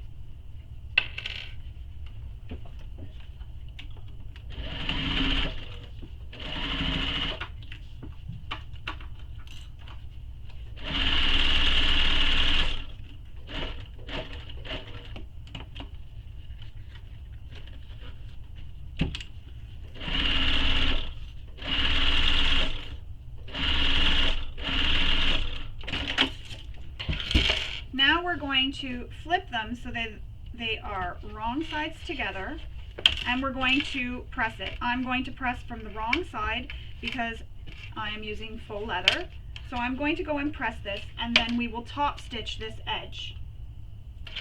Right, so I gave it a press, and I've also placed some pins. I'm just going to fix this. I realized I didn't line it up very well. So I'm just going to place some pins to line up my exterior and lining bottom edges. All the raw edges are aligned.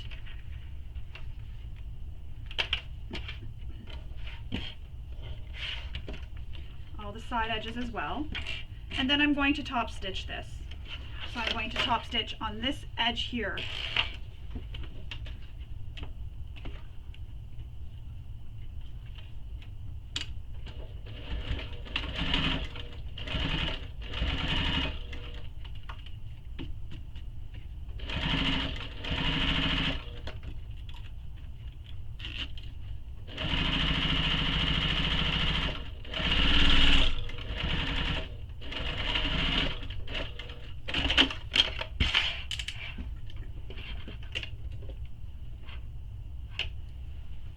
Now we're going to repeat those steps for the narrow piece from when you trimmed it off the top of piece B, the narrow exterior piece. You don't need the lining piece. You can put this off to the side for now. We will use it later. So now we will attach this to the top of the zipper.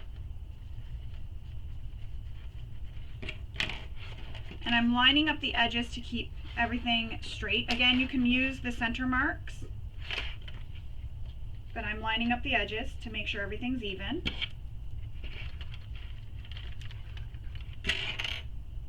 And then I'm going to baste this in place.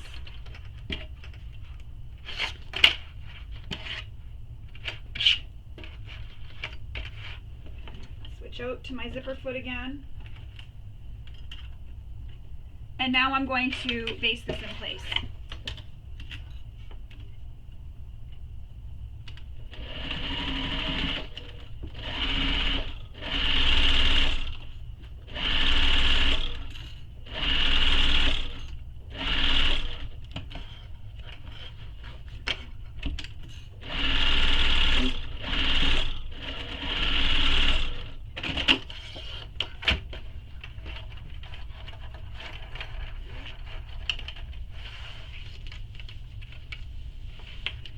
Now you need to fold the top edge of the pocket under, so she has you make a measurement, make a mark and a measurement on the top edge of this pocket piece. So I've already gone ahead and made that mark. I'm going to fold it down at this piece using double-sided tape to help hold it in place.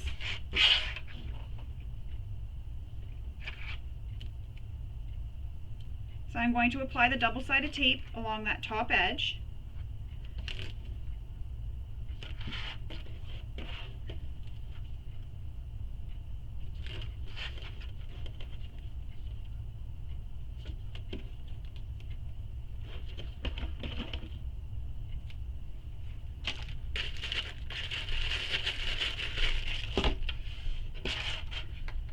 Remove the tape backing and fold it down at that mark or that line that you drew using the measurement she gave in the pattern.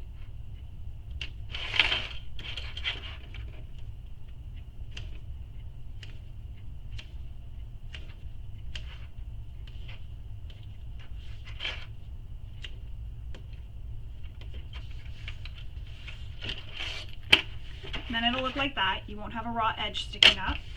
Then we're going to apply some more double-sided tape.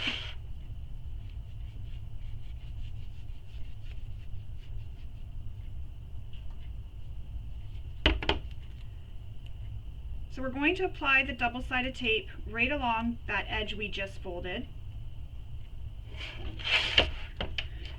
But don't remove the backing. Keep that on just for now.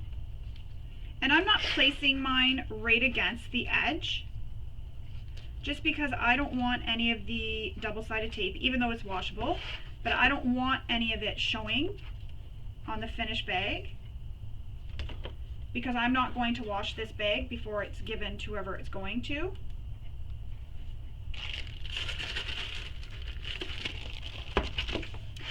So there it is, just like that. Next, we're going to grab our, just need to find it, exterior A piece, and we're going to line this up with the curved edge at the bottom.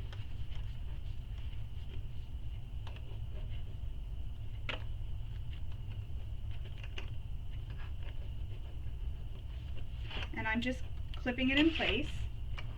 I'm going to use a lot of clips just so that it doesn't shift on me while I'm stitching this in place.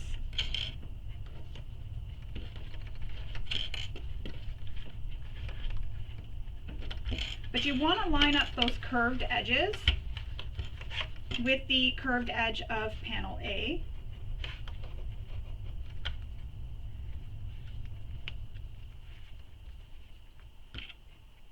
And when you get to the top of B piece, fold it so that the zipper tab or the zipper seam or the seam goes up towards the top of that B piece.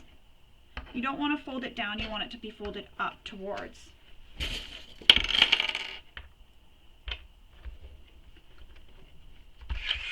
Now that I have that clipped, I'm just going to remove these top two clips, and I'm going to pull off the backing of the double-sided tape, and then I'm going to press it down.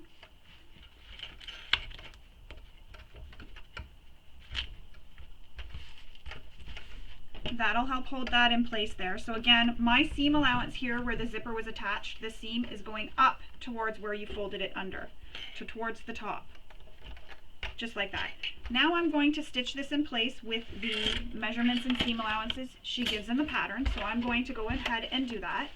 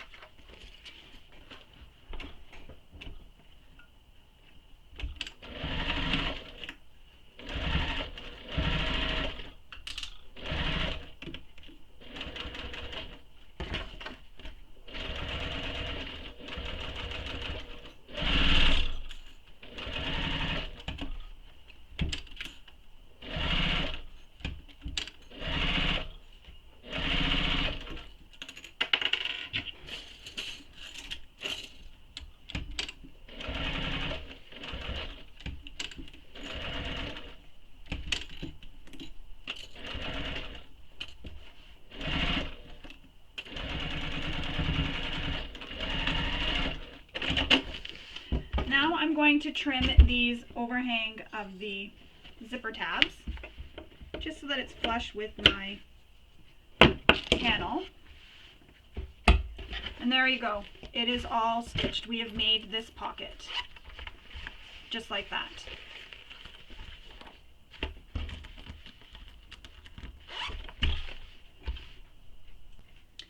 Now we need to grab our two side zippers. They look like this, the ones that we put a tab on the bottom. You're needing to make some markings on this pattern piece opposite end of where we just sewed this zipper pocket on. Once you have those marks, you're going to take some double-sided tape first before I forget.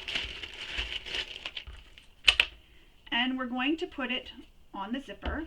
You can also put it right on this panel if you want. The markings are coming off.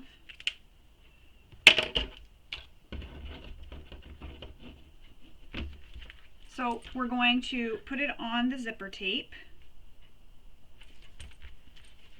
Again, you can put it on the zipper panel as well if you'd prefer.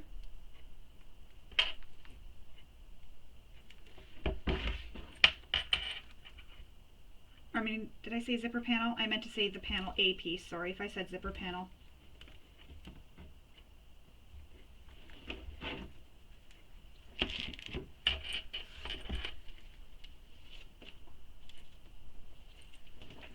Then you're going to line the markings up with the top of your zipper tape and align it to the raw edges together. If you don't want to use double-sided tape, you don't have to. You can just use clips to help hold this in place. Whatever method works for you, go ahead and do that. So the top of the teeth with that line that you made, and all the markings are on the pattern piece. So I'm going to attach the zipper to both sides right now.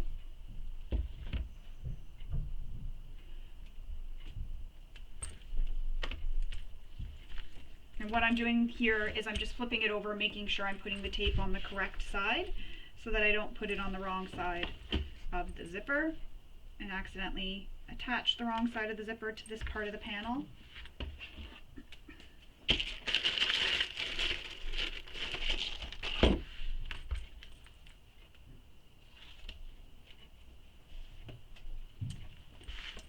Lining up those raw edges.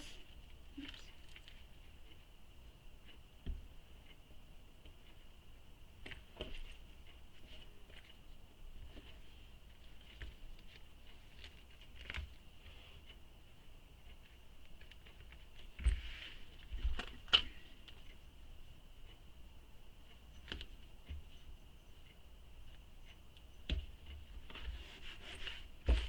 Another option is to put a bit of glue on the edge, so this, just a glue stick, on the edge of the zipper tape and push it down in place.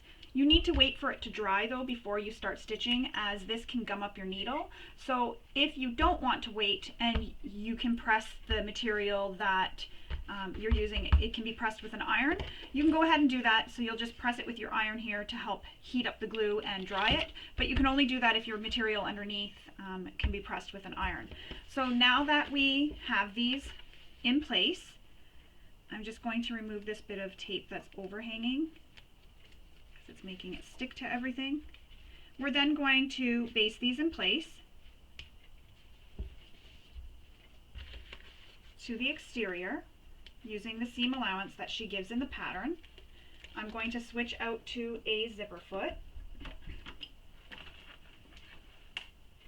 Another little tip, just something I like to do, is I like to draw where the curve is. I can kind of feel it, so I'm just sort of drawing where the curve is, just so that I know where to turn to keep my seam allowance the same.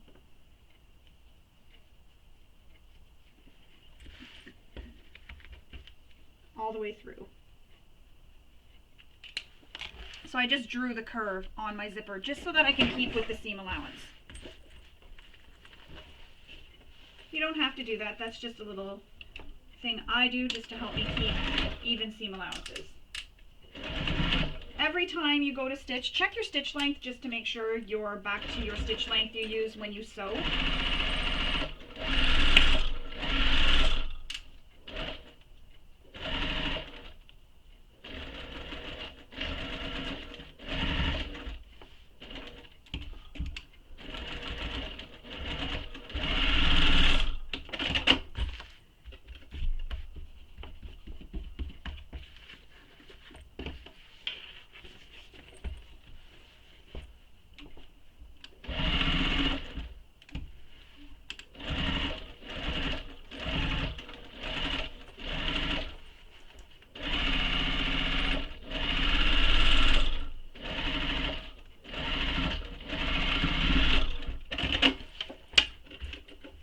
And that is all we need to do to this. Just clip all your little threads and we can put this panel to the side for now because this is how it'll look. So you have one end with the pockets and one end with two zippers attached. So again, set this to the side for now. We are going to move on to the next steps. So for these next steps, we need the side zipper gussets that we made previously. We need our exterior B piece, and our lining A piece. There are some marks that you need to make, so you'll need to make some marks for your magnetic snaps. So you can go ahead and do that. You'll make it on the exterior B and lining of A. Once you have those marks made, we will install our magnetic snap according to the manufacturer's instructions. So I'm going to make some marks for where I need to cut the slits for my prongs.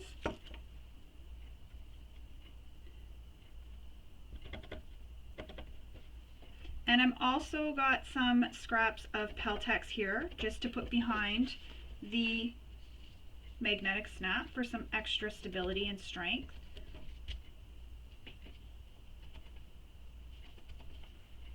So I'm going to mark those all right now.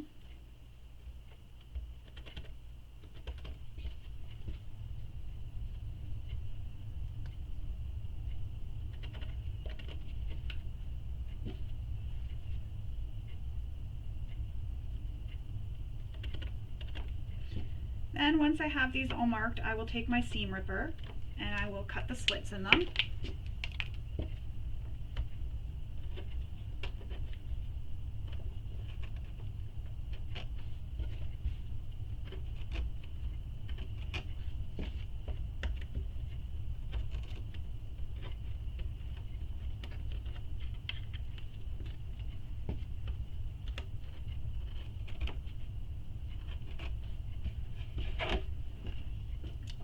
And I will repeat that on the lining.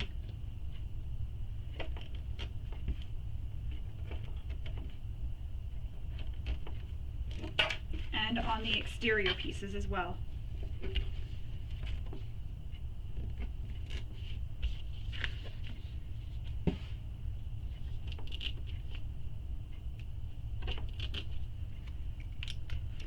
I'm going to add some fray stop where I cut the slits on my lining. I don't need to on my exterior because I'm using a faux leather. Now we need to install our snaps. So the first one we're going to install is going to be the female snaps on the exterior piece. So insert your magnetic snap into those holes you made.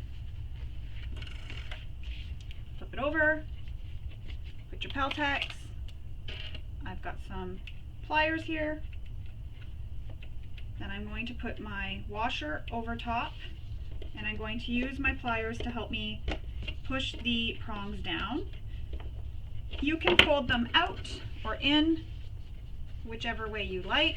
I fold mine in just because I have had magnetic snaps slip out before when I used to fold them out, so now I fold them in and I haven't had an issue with that, even with attaching interfacing over it previously, just like I do now. It still happens, so now just to be safe, I fold them in. Next, you need some tape. You can also use interfacing here if you like, but be careful when you're ironing the interfacing not to touch the magnetic snap because that can demagnetize it.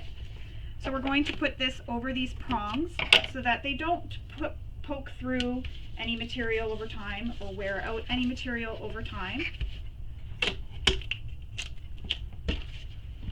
And we will install the male snaps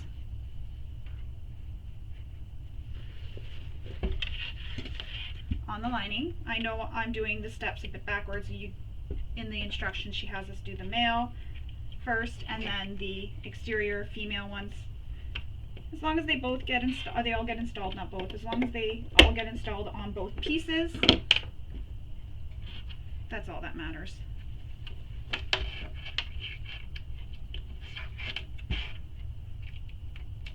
If you're also worried that this piece of Peltex that you've cut might be too big, and when you're sewing the bag together in the final stages, you might catch that Peltex in your seams. You can just trim it so that it's just as close to the magnetic snap washer as possible, and that'll keep it out of that seam for you. So just like that. Doesn't have to be pretty, it's inside the bag. No one will ever see it. Again, some more tape.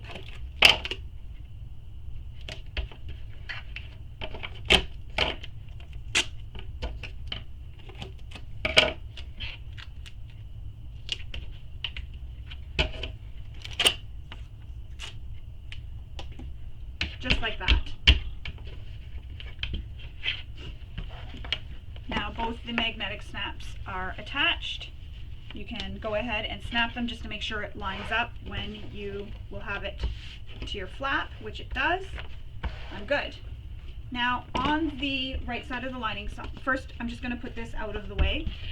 On the right side of the lining, there are some marks that you need to make along the sides here. So you'll want to go ahead and do that. Those lines are on your pattern piece, so you'll want to look at the instructions and find out what marks and where you're going to be placing them, so using the pattern piece. Then you're going to take your zipper side gusset, one of them, and line it up with that line you made. So you made a line on your side zipper gusset and a line on this lining piece.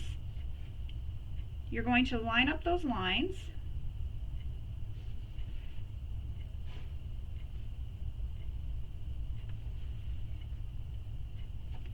Pin it in place.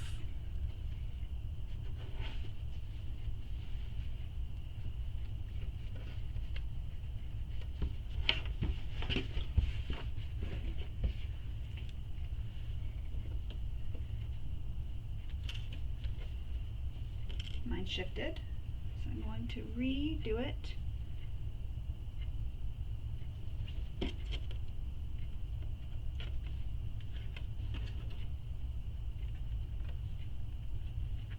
And you want to do this for both sides.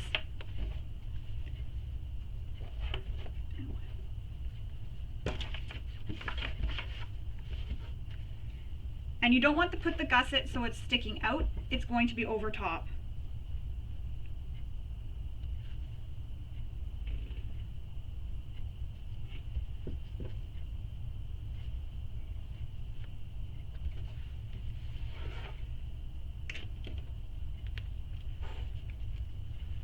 Once you have it pinned in place, you will sew it as she directs in the pattern. So you're going to be sewing along the edge, across the top, back down, and back across the bottom. You're going to create a box or a rectangular box. So go ahead and do that now.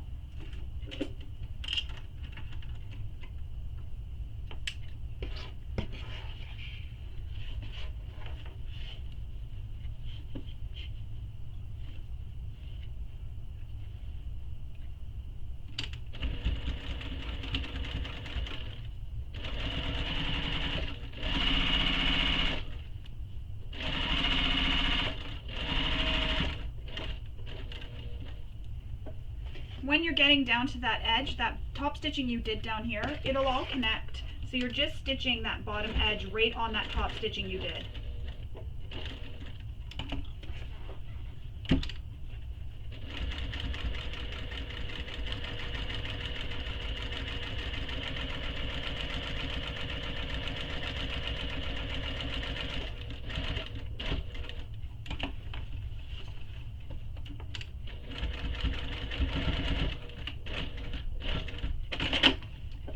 There we go, I have it attached. I stitched my box all the way around. I'm going to repeat that for the other side.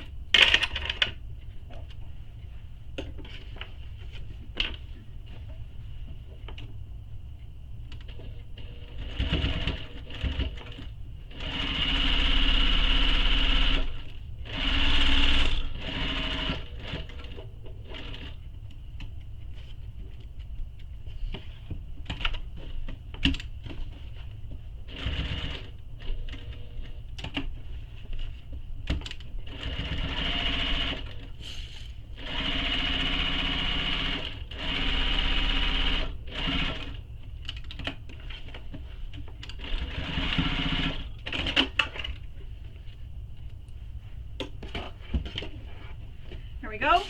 Both the side zipper gussets are attached, or zipper side gussets, sorry, I keep calling it the other way, and our magnetic snaps are all attached. We can set this to the side for now. We are going to move on.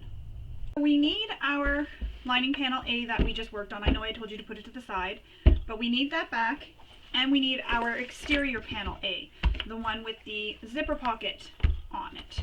I'm going to zip the zipper over so that it's not in the seam allowance at all. Now we need to lay our exterior zipper panel right side up. Then we're going to lay the lining panel right side down, and we're going to clip these together. So you're going to see the magnetic snaps, the back side where your tape is. Those magnetic snaps should be against where the pocket is on the flap. As this is the bottom of the flap, this is the top of the flap. So you're going to pin these all the way around, lining up the edges.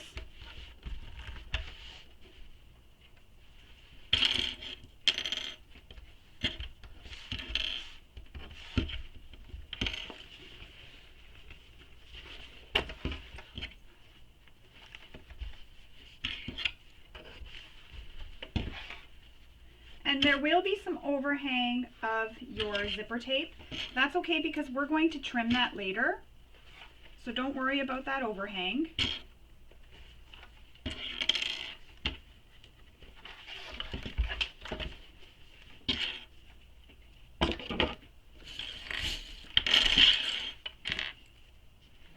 Just keep pinning all the way around.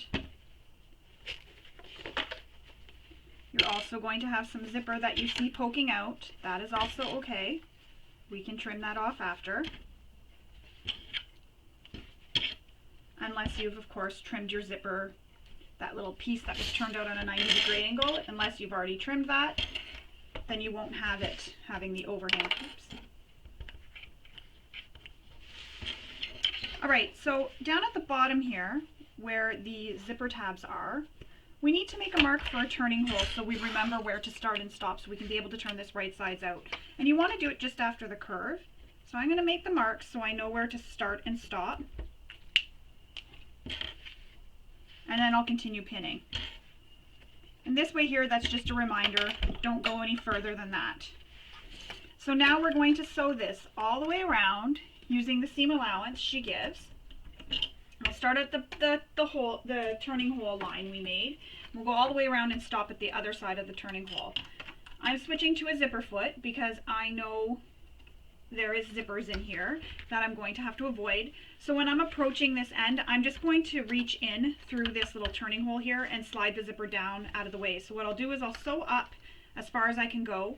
I'm going to leave my needle down, lift my presser foot up, reach in, slide the zipper, pull out of the way, and then continue stitching. And do the same thing when I get to here. When I get to this side, I'm going to move the zipper out of the way, then I'm going to push it back up, continue sewing. Same thing. So let's sew this with the seam allowance she gives in the pattern.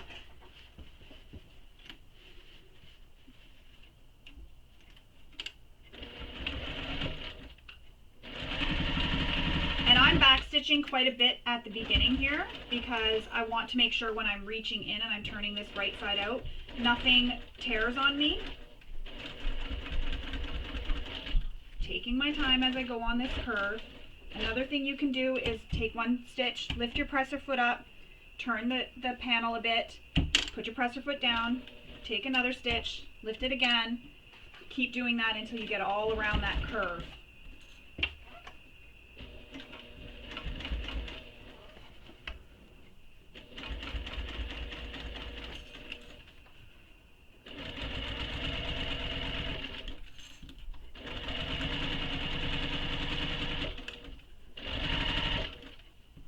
I'm approaching where that zipper is, so I'm going to reach my hand in. I'm going to remove a few clips, reach my hand in. My presser foot is up, and I'm going to push this zipper out of the way. And I can keep maneuvering it down out of the way just by reaching in. And then I'll replace those clips I took off, just like that. Presser foot back down, continue stitching.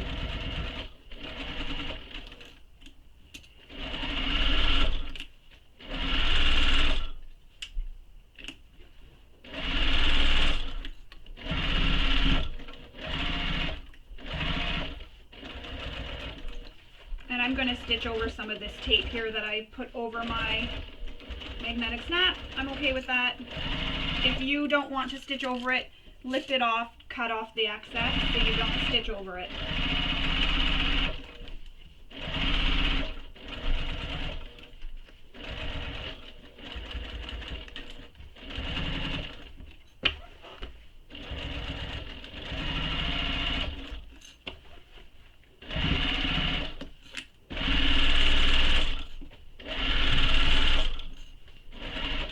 Again, I'm approaching my zipper, so I need to move it out of the way. Just enough so I can get started and get it closed again. Then I'm going to reach in down here, press our foot up, zip the zipper closed.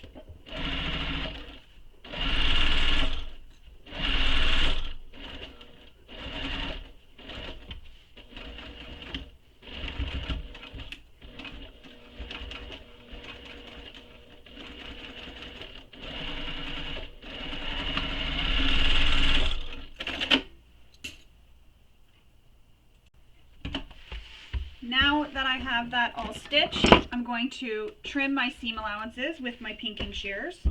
I'm not going to trim where I left that turning gap. I'm going to leave that long. I'm also not going to trim where my zipper is. This is just a personal preference. I am going to trim these excess pieces off. Oops, scissors. The overhang of the zipper, I am going to trim that off, but this is just a personal preference that I don't trim my zippers. Everything else I will trim.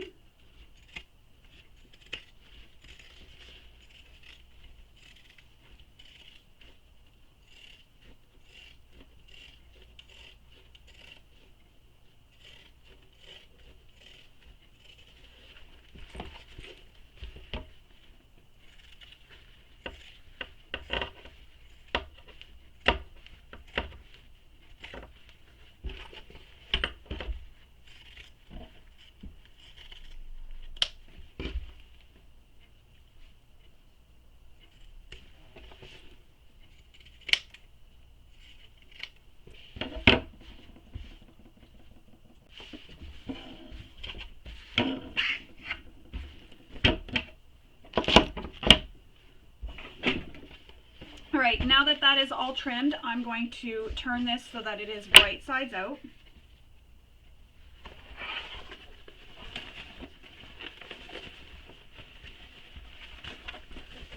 Take your time with this because you don't want to pop any stitches. You also have those zipper side gussets to get out. Once you get those out, it should be a little bit easier, just because those have Peltex or Decoville Heavy, whatever you chose to use.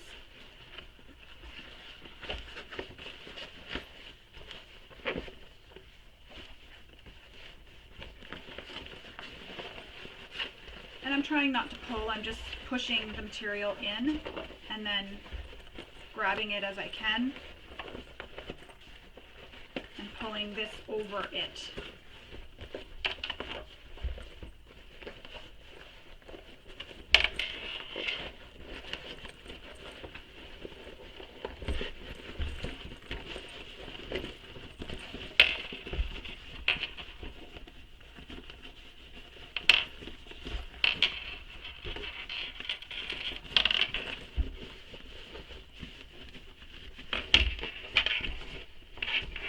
Get everything pressed out, pushed out, pressed out.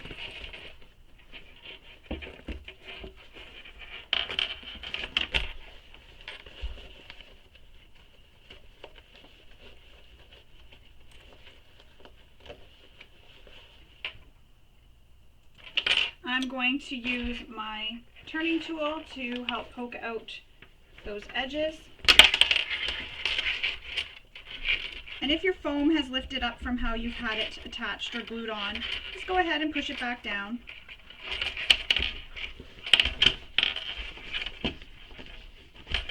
And all I'm doing here is making sure all my seams are pushed out nicely, making some nice rounded corners here.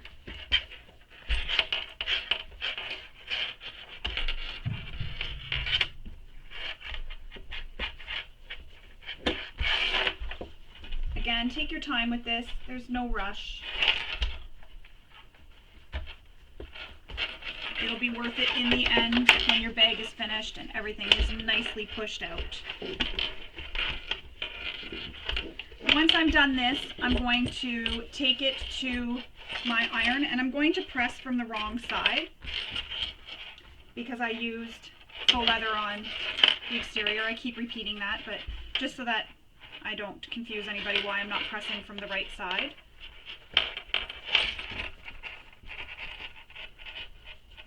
But if you used a cotton on your exterior, you can go ahead and press from the right side. So now that that's all pushed out, I'm quite happy with how it is. I'm going to go ahead and go press this all along these side edges here. And I'm going to be careful not to press or touch my iron to this because I used a heat removing tool, pen, to make these marks on those side zipper gussets. So I want to avoid touching these sides here. So I'm just going to press all around the outer edge. And as I'm pressing, I'm going to turn this turning gap that I left under so that when I top stitch, it's all turned under as well. So I'm going to go press that, and I will come back and we will top stitch this all. So now that I have this pressed all around the edges, I'm going to go ahead and top stitch this. She makes a note in the pattern that we're not top stitching this bottom raw edge. I know I said to turn it under. I'm just leaving my clips there just to help keep it turned under, but you just want to top stitch right here. I'm going to start right about where my zipper tab is, and I'm going to go up all the way around, and I'm going to come back and end right where my other zipper tab is.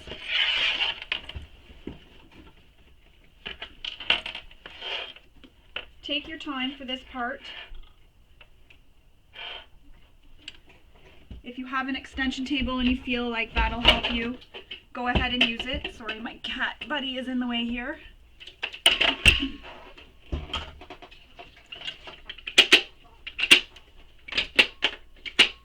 This will just help hold this up as I'm stitching. There we go. So again, you're not stitching this bottom raw edge, you're going just starting where my zipper tab is, coming up this side, across, and back down and around by that zipper tab again.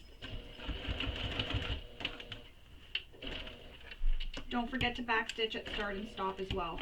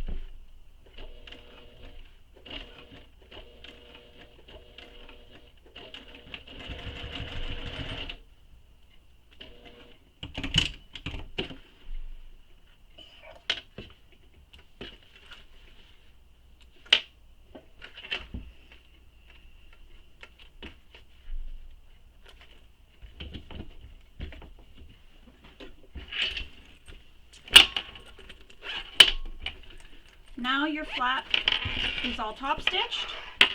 We can set this to the side for now, and again, I didn't do any top stitching on this edge. I just started and stopped where my zipper tabs are. So we will move on now. Alright, so now we're going to attach the exterior gusset. For this you need your exterior A and C panels, and if I was calling this B before I realized it's not B, it's C, I'm very sorry if I caused any confusion. You're going to need your gusset and one lining panel C for this. So it's the plain lining panel, nothing attached. We're going to put these two pieces off to the side, so the one exterior C panel and your gussets. We need to attach these zipper side gussets to this plain lining panel. And we're going to do that the exact same way we did that previously when we attached it to this piece. So we're going to take these lines that we made, so you have markings that you need to make using your pattern piece. So you're going to take those markings and line them up with the markings you made on your exterior side gussets. We're going to line them all up.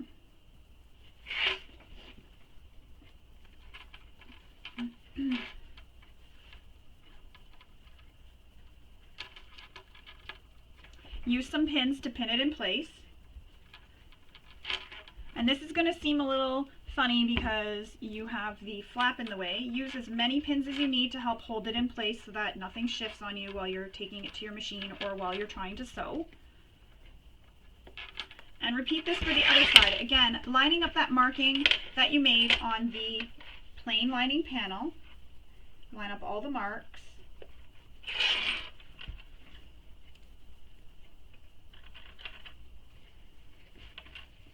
Take your time, don't rush it. You don't want to have anything shifting or placed wrong so that something's crooked on you.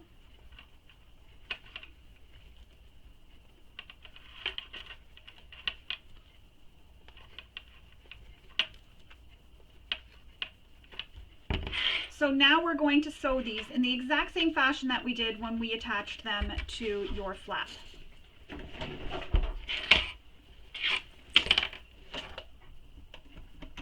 To be careful, those pins keep poking me.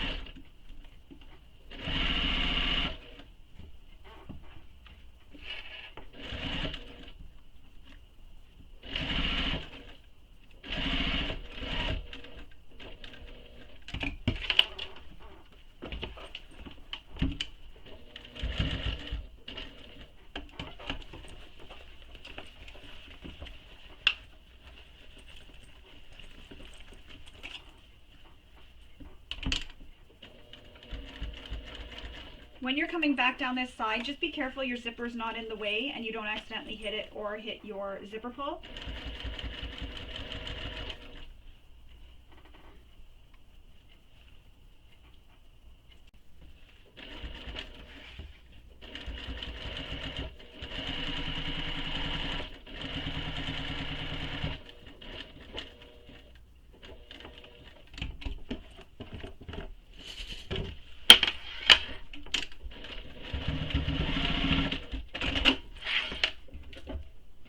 So now that I've sewn that one side, same thing, made a rectangle, I'm going to repeat this on the other side.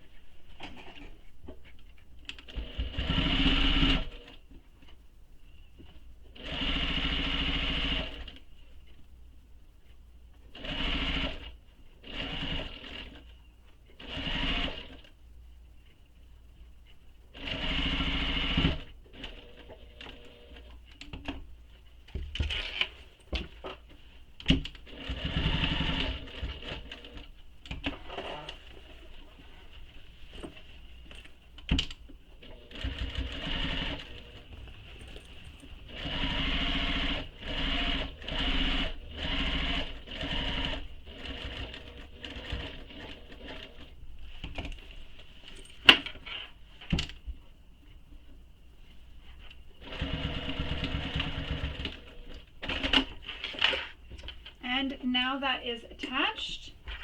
As you can see, it's attached there. That creates the inside right now. Now we need to put some double-sided tape on the edge of the zippers that aren't attached to anything at this moment.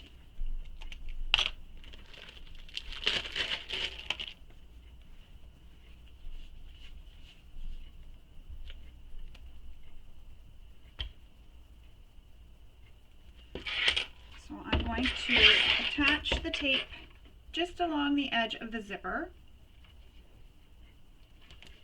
Same thing as I did when I attached the zipper previously.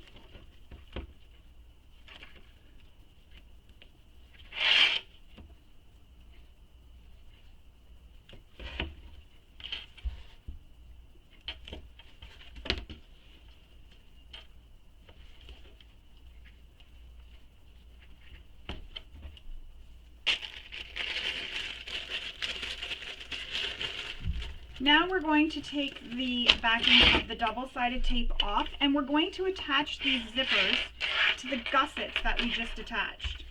Oops, I put the tape on the wrong side. Sorry. Hang on a second. I put my tape on the wrong side of the zipper.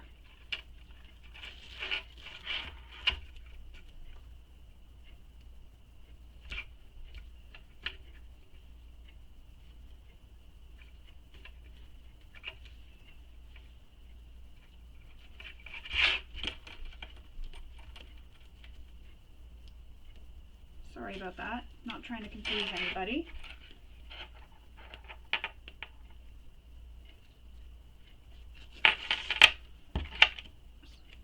So we're putting it on the back side of the zipper, not the pretty side of the zipper, the nice side of the zipper, right side of the zipper, on the back side. All right. So now that that's fixed, we're going to peel the backing off, and this lining C panel that we just attached to our flap, or to our side zipper gussets, we're going to attach this to that. We're going to tape the edges together. You can also use some wonder clips to hold this in place if you'd rather.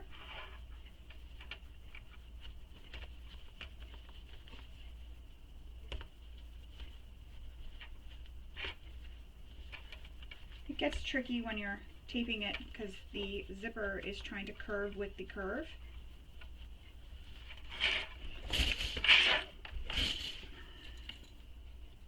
I'm just going to put a few clips just to make sure it stays in place. And when I made my marks for my zipper placement, I made them on the back and the front sides of all my panels just to make sure that when it came time to kneading them, I had them on both sides in case. That way there I didn't have to stop and make all my marks.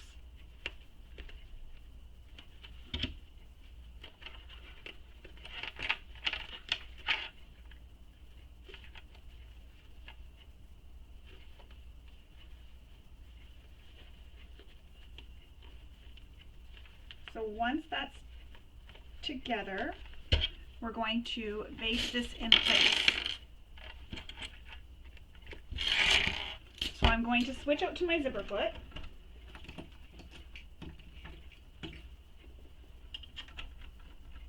And then we will baste this in place.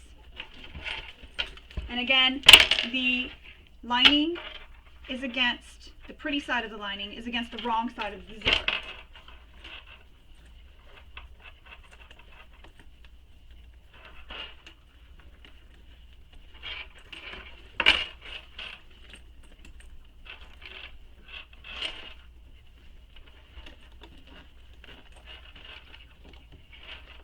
You may find it easier to do what I just did, which is unzip your zipper a little bit.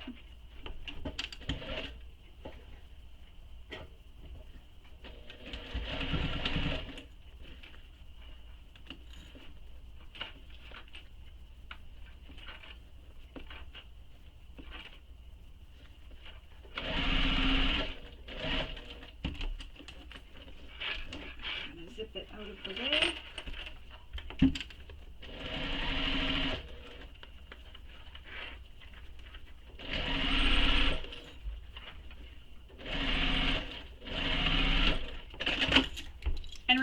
for the other side. Oops.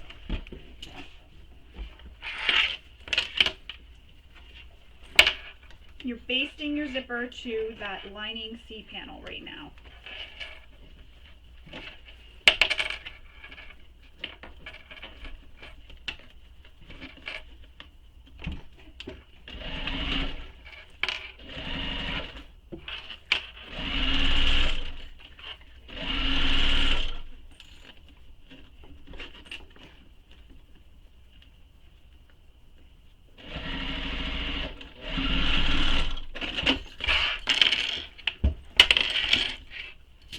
Now we're going to baste the bottom of lining C to the flap.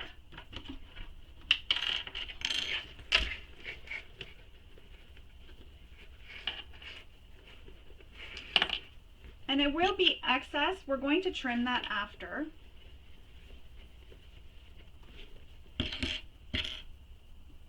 I'm just adding some clips to help it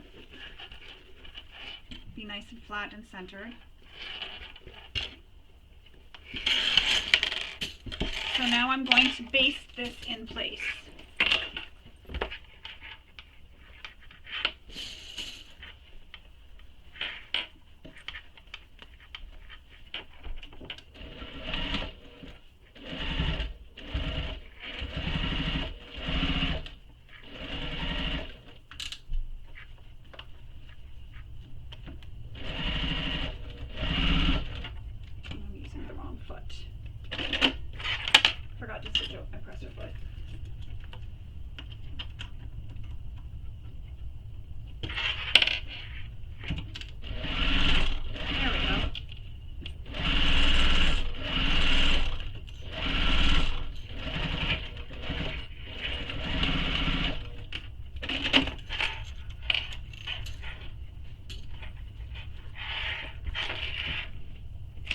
I'm going to trim that excess.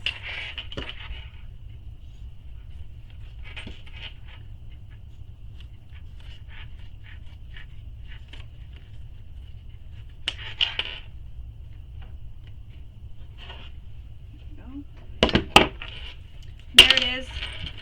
That panel is attached so far. And when you open it up, that's how it'll look.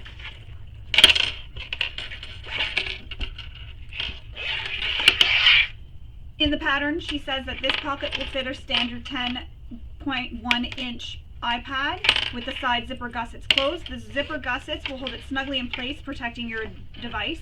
Also, there is some Peltex and or Decoville if you've used it in there too, so that gives some extra security on the sides.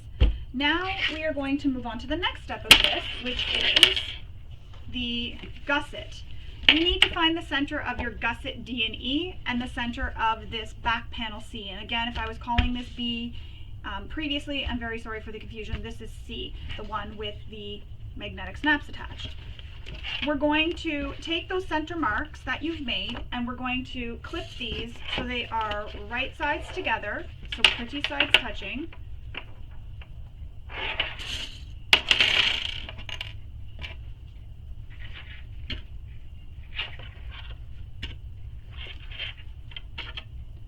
So I'm just clipping in the center a little bit, and then I'm going to clip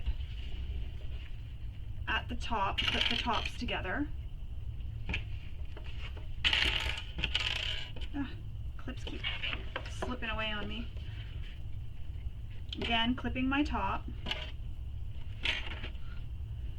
And then I'm going to clip all the way down.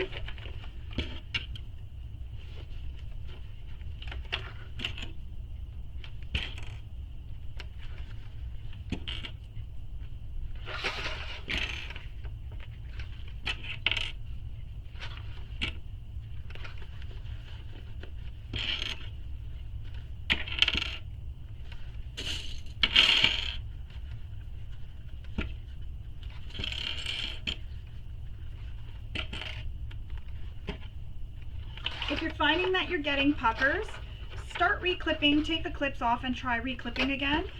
You may have one side that's not perfectly centered and there's not enough on each side because you didn't center this. Just take it apart and reclip. It happens sometimes.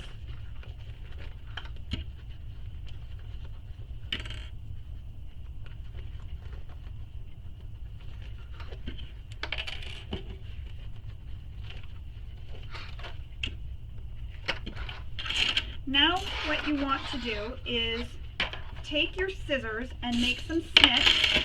I'm just going to add a few more clips. Make some snips in the seam allowance along the curves. This will just help it lay flat because this is a straight edge and this is a curved edge. So this will help it lay flat while you're sewing so you get a nicer curve.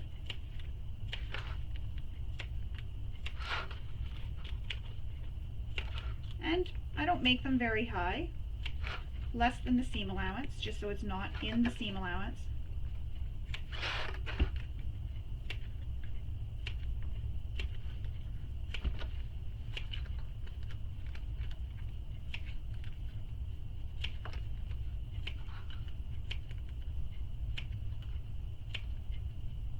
Just like that. Now that I've made those little clips, we're going to sew this with the seam allowance she gives in the pattern. You can also use double-sided tape to help hold this here, or you can use staples. Some people use staples so that they make sure this doesn't shift while they're sewing. If you use staples, just be careful when you're sewing that you don't sew over them.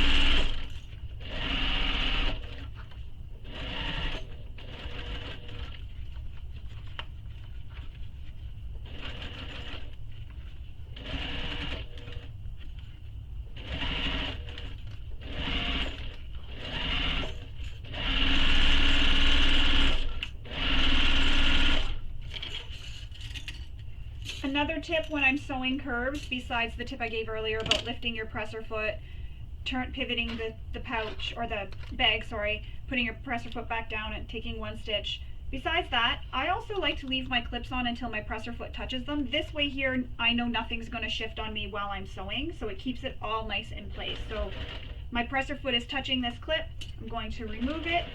Presser foot touching this clip, remove it. And again, and then I keep doing that as I sew those curved edges.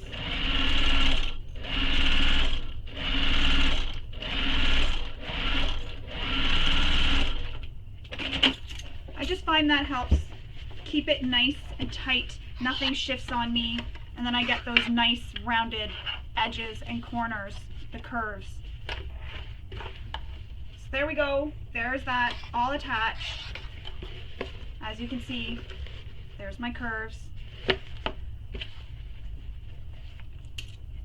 Now we need to trim the seam allowance, and then we're going to top stitch this. I'm going to trim this with my pinking shears.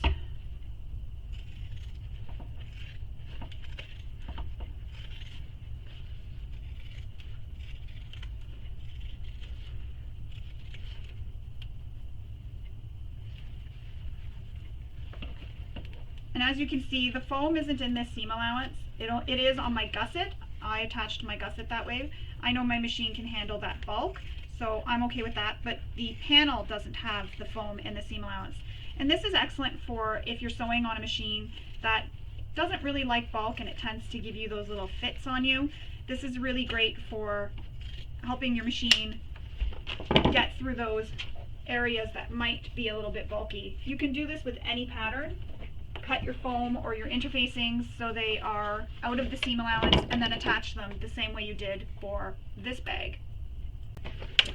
Once you have those trimmed, you can go ahead and turn the panel right side out.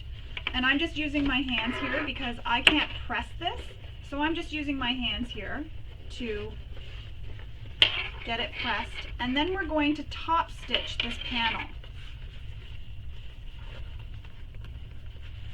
So we're going to top stitch all along this edge, right beside the gusset. Take your time.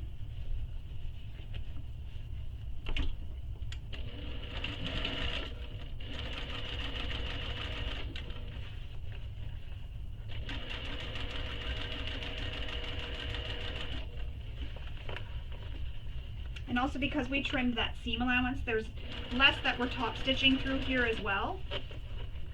Another bonus of not having all that extra foam in the seam allowances.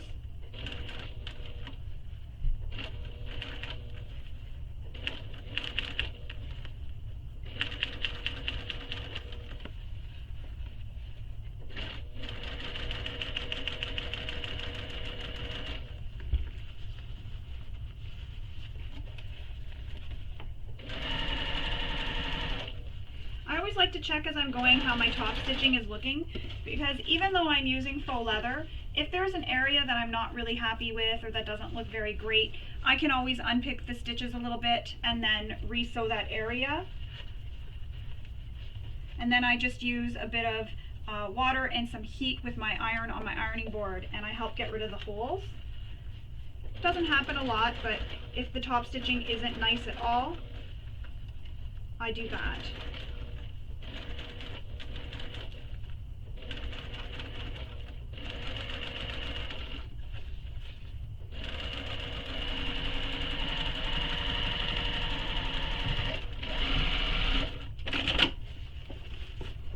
And I'm happy with how this top stitching looks. I also used a thread that matches. That wasn't on purpose. That was just because I don't really have any other greens that could have really went with that. So there's my top, my panel all top stitched, and I'm happy with the top stitching. So again, if I did have to undo this, what I would do is I wouldn't undo the whole thing. I would just unpick a few stitches. Then I would pull the threads to the back side, tie them off, and when I start again, I'll have long tails that I can pull to the back again. That way there you don't notice that I had restarted or back stitched at all. What I do is spray a little bit of water on the material, heat up my ironing board with my iron, and then I just rub this over, and I find that kind of helps heal the vinyl. And if it doesn't, the holes aren't really super big that you're really going to see them enough. If you're really worried, don't do that. There are some vinyls that I can't do that with. For example, there's a glitter vinyl I can't really do that with. It does show, even though there's glitter, it still shows if you look close enough. But I have had success with Mora and some of the other vinyls I use. So again, I just put a little bit of water, and it may take a bit of time. It takes a couple of tries to get them all like nicely smoothed out. If you look really close, you'll still see it, but they are gone enough for me to be happy with being able to redo my top stitching. So there it is. That's what that looks like. Now we need to take this and turn it so that right sides are facing up on the flap, and this one is facing right sides to the flap. So when you're looking at this, the flap itself is sandwiched between, you see the back side of this lining C panel and the back side of this exterior C panel. We're going to attach this lining gusset to the zippers. And this is going to be a little bit tricky again because you do have the zipper pull to compete with when you're trying to maneuver everything around. So just take your time doing this. So we're going to add some double-sided tape again to the zipper.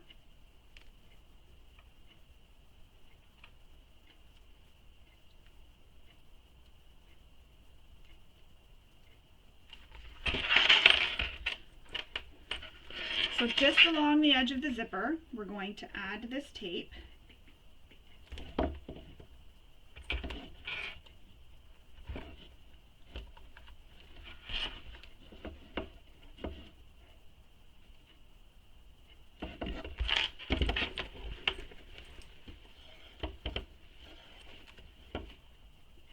Another tip, if you're finding that all this double-sided tape is starting to gum up your needle, take your needle out of your machine and use some rubbing alcohol and rub it on the needle with a cotton ball or anything like that, a cloth, and that'll help take off the stickiness of the tape.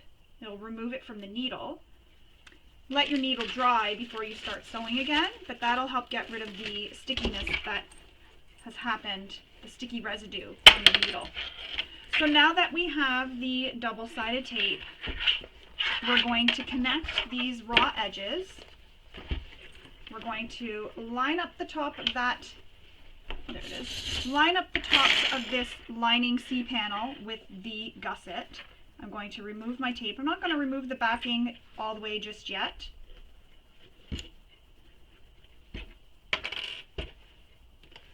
And then I'm going to tape these together. I don't have to worry about pins so much, but I am going to add them as I go.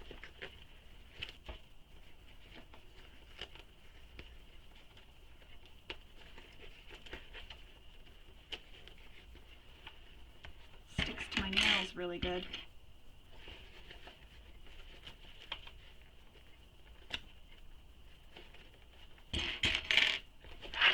And I'm going to do that on the other side. Line up the top of the lining seed panel with the top of the gusset. I'm removing some of my tape.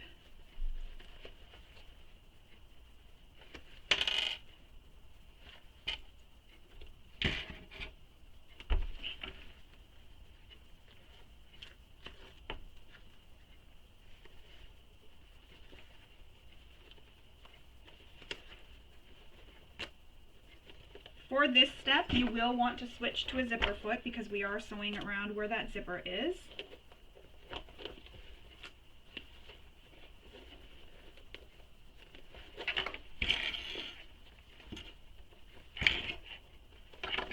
Then I'm going to line up some center markings here as well. I'm going to try and see if I can get it all lined up.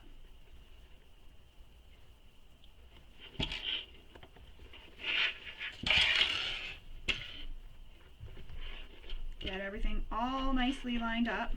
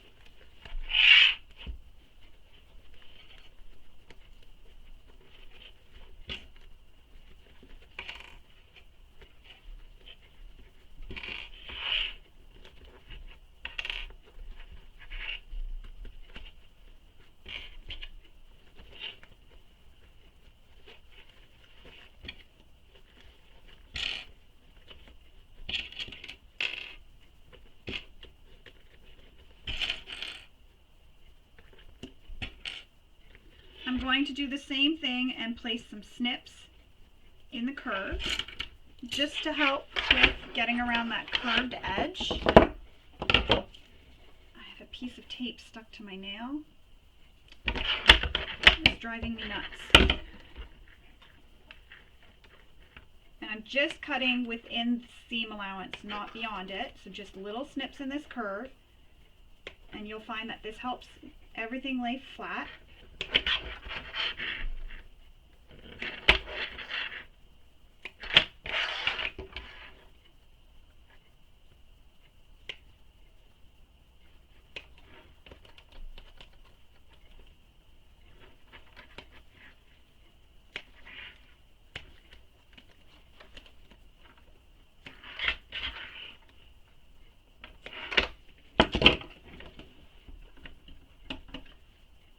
Switching out to a zipper foot, and then I'm going to stitch this in place with the seam allowance she gives in the pattern. Take your time, don't rush this point of the bag. When you approach that zipper pull, my goodness, I lost for words. When you approach that zipper pull, just slide it out of the way until you can get past it just enough to be able to move it back up. Wrong foot, that's not my zipper foot.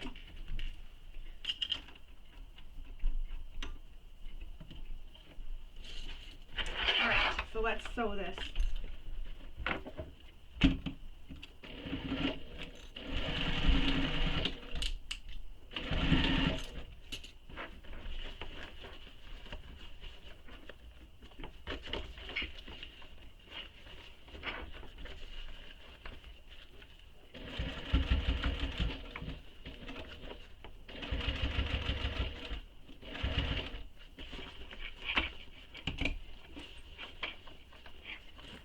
Now I'm just moving my zipper pull out of the way I also have hardware I need to be careful that I don't hit, so I'm just feeling to make sure as I go that I'm not hitting any of that.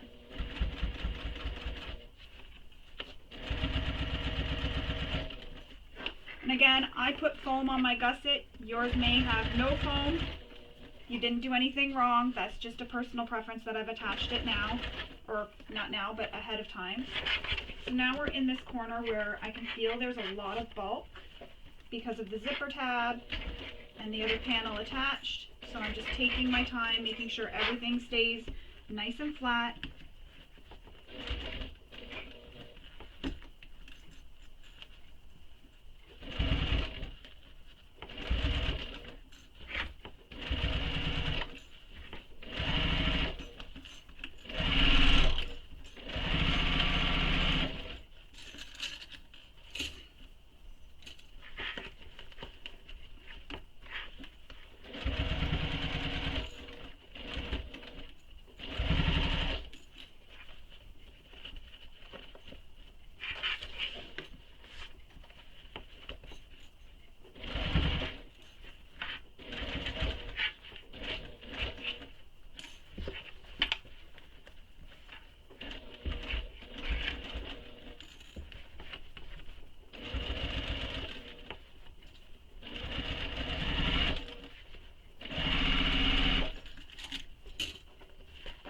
Again, this zipper pull, I want to move it out of the way now. So I've just moved it out of the way.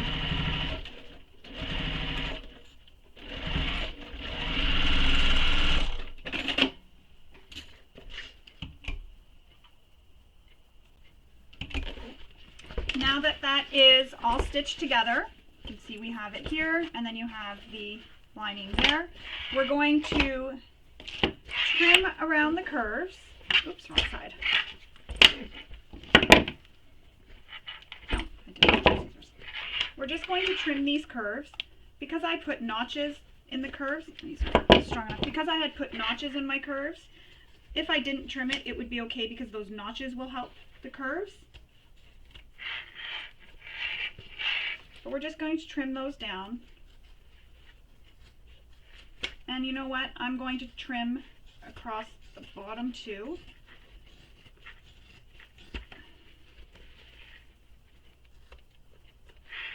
If you want for some extra security, you can also stitch a second line of stitching where we just stitched, just slightly over from the first set of stitching. This will just help give some extra security to the bottom of to the exterior of the bag because you've gone over that stitching. I've never had an issue with that, so I've never needed to do that. However, if you prefer and you want to make extra sure that nothing's going to happen to the bag and it'll withstand the weight and everything else that's in it and the stitches won't pop, you can go ahead and do that. Now we're going to turn this out just to see how it looks.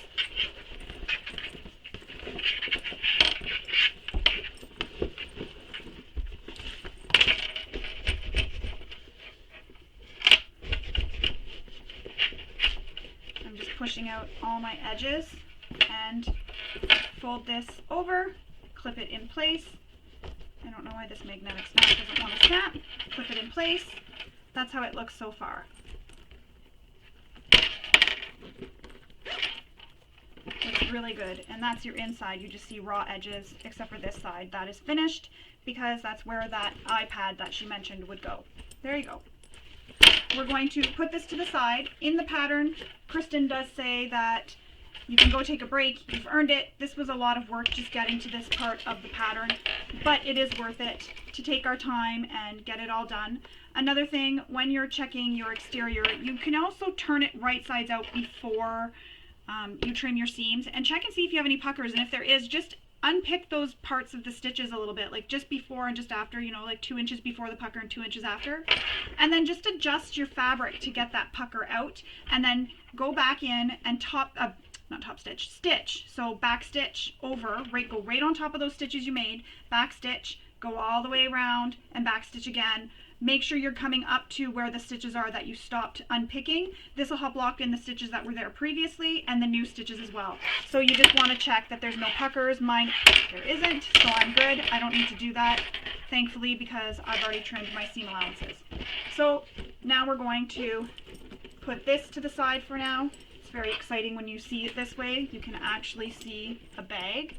That's so exciting, I love it. My little zipper pulls. They're from Vala Creative Designs. They are Sherlock Holmes pulls. Try to turn it so you can see. Aren't they cool? Anyways, so I'm going to put that off to the side there, and we're going to move on. Now we're going to build the pocket organizer. So for this step, you need your lining C piece, your K, your zipper pocket piece, your zipper pocket overlay J, and your final zipper. There is a mark you need to make, or a measurement, for where to place the zipper pocket overlay. I've already gone ahead and made that measurement, so I'm just going to line this up now.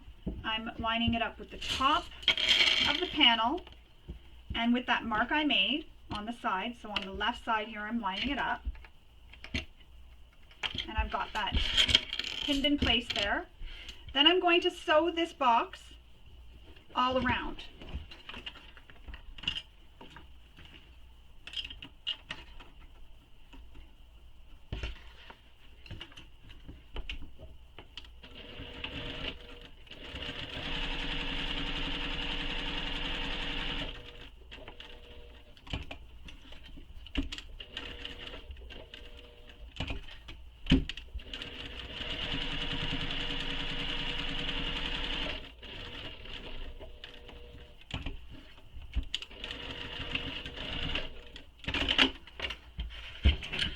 Now I'm going to cut into the middle of the box.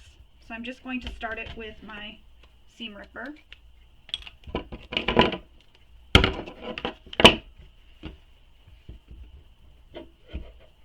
And you're going to cut little V's. You've probably drawn the lines for this. I didn't.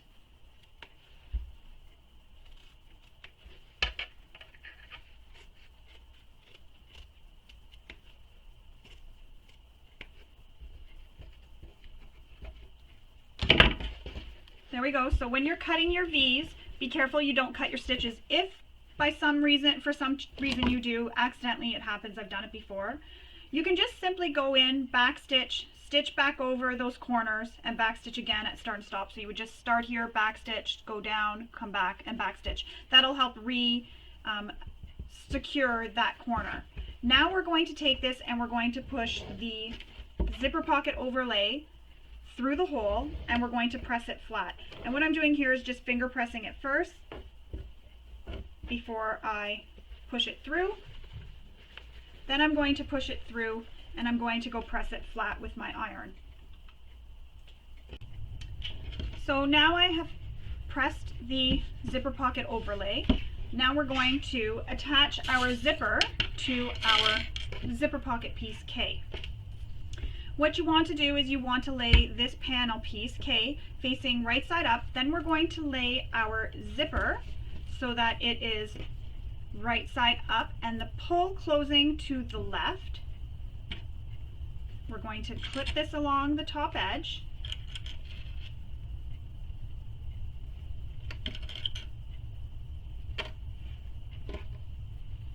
Just like that. Then we're going to sew this to attach it to the zipper. So I'm switching to a zipper foot again. So we're going to sew this with the seam allowance she gives in the pattern.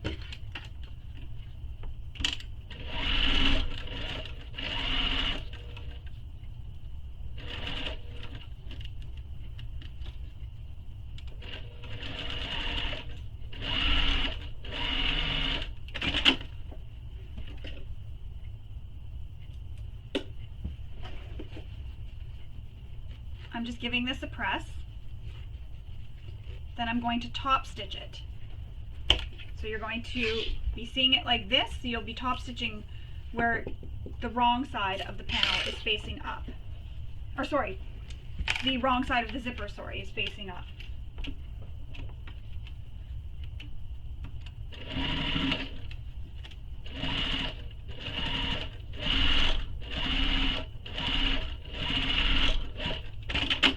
Now we're going to take this other end of the panel that's not attached to anything and flip it so that our zipper meets that edge.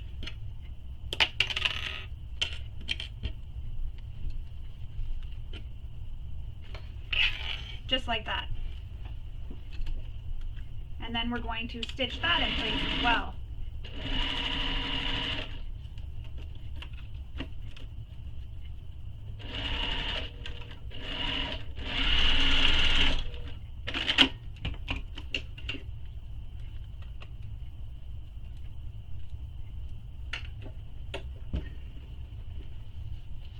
Now we are going to take this and cut it on this folded edge. So see how I have it laying flat? We're going to cut this folded edge here. So I'm just pressing it, and then I'm going to take my scissors, insert it between the folds, and cut along that folded edge. Just like that. So now we have two zipper pockets pieces. Now we're going to do the same thing how we pressed that, and we're going to top stitch that piece again.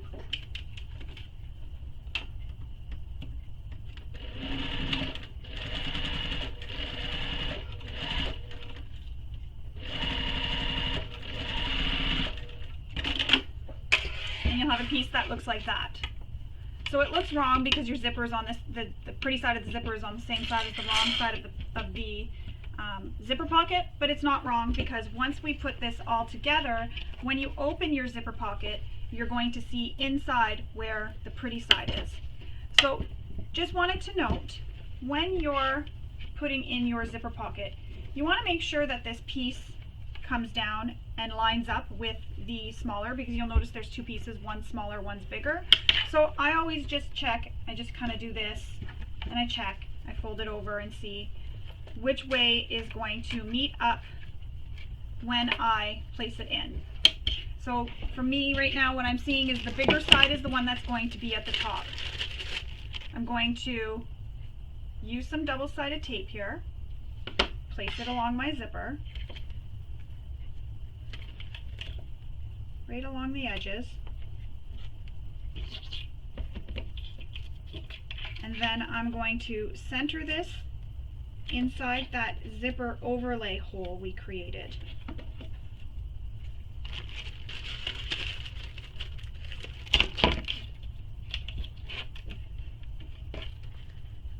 So remove the backing.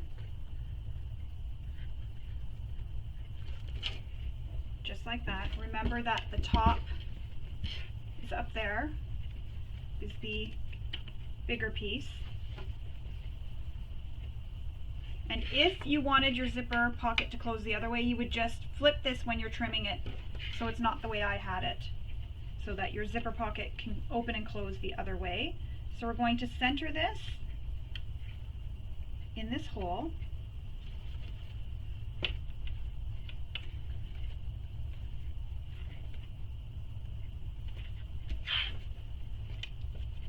Get it as centered as you can.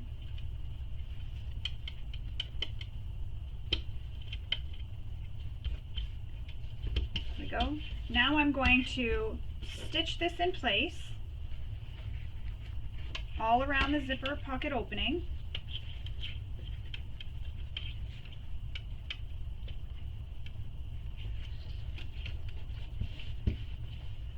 So I'm going to stitch all around my zipper with the seam allowance she's given in the pattern.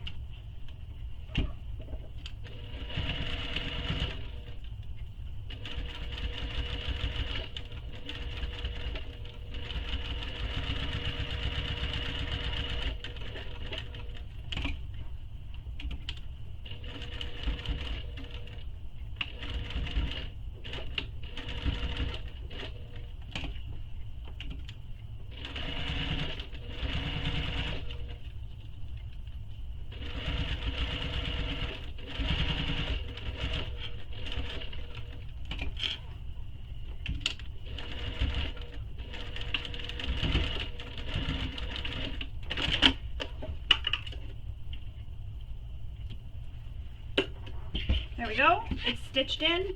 It's not going anywhere. Now we need to flip this over and fold down the top part so that it meets with the bottom edge. And we're going to sew these 3 sides closed. And I like to pin in my zipper pocket overlay in there with that. And then I'll stitch all around the 3 sides that will create our zipper pocket, because right now our zipper pocket has holes in it. So we're going to go ahead and stitch that all.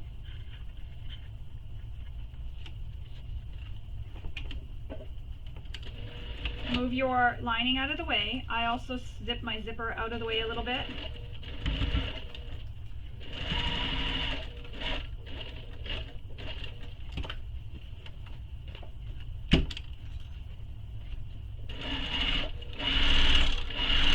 And if your pocket doesn't line up at the bottom like mine perfectly, that's okay. You didn't do anything wrong. Sometimes it happens.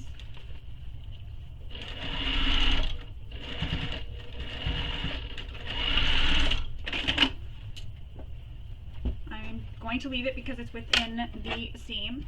Next, we're going to trim the zipper overlay so it is out of the seam allowance. And if that means you've cut some of your stitches, just go ahead and stitch over it again, back stitch, just to make sure they're locked in, which is what I'm going to do.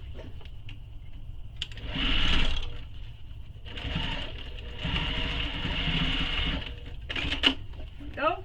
Now we have a zipper pocket. For change. Perfect little zipper pocket. Put this to the side. We're going to move on. Continuing with building the pocket organizer, we're going to create our phone slip pocket. So we need both of the L pieces. We're going to place them right sides together.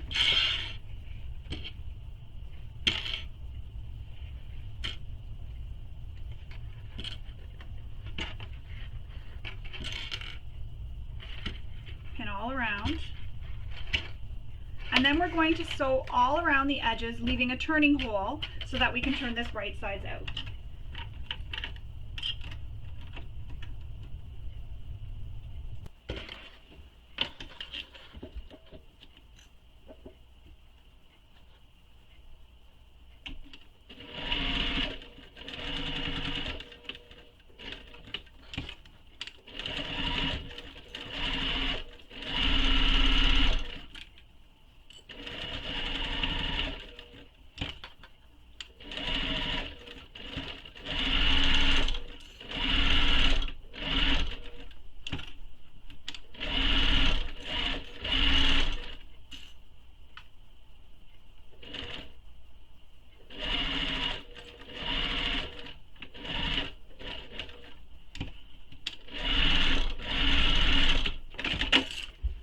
So I'm going to clip these corners.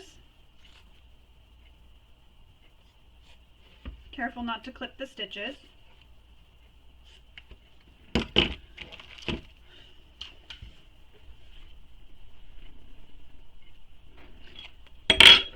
Then we're going to turn this right side out.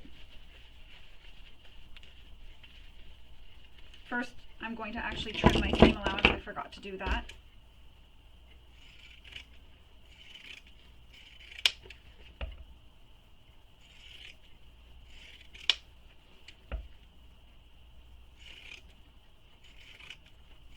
I'm not trimming where this opening is. I'm leaving that. That just makes it easier for turning it under. Now I'm going to turn it right side out.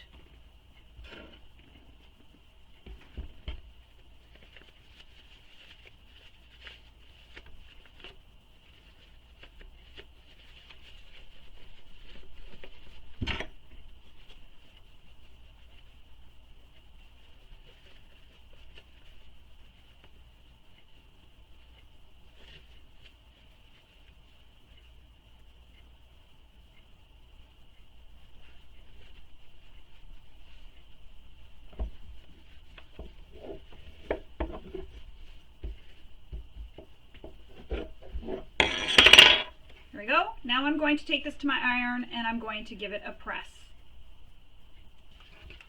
I wanted to note something. When you're stitching around something where you need to leave a turning hole. Another thing that helps, as you notice, mine's already turned under, it's forcing itself under. Another thing you'll want to do is you can stitch down to where the seam allowance is and then stitch across. So you'll stitch straight from the raw edge down and then to where the seam allowance is and then continue stitching. When you get back over to this side, you'll stop, turn, and stitch off the edge of the fabric. This just helps that edge turn under. I didn't do that here, I forgot. Mine turned under nicely and that's what reminded me I forgot to do it. But that just helps that end turn under nicer. So now we're going to top stitch the top edge, the opposite edge from the turning gap. We're going to top stitch that.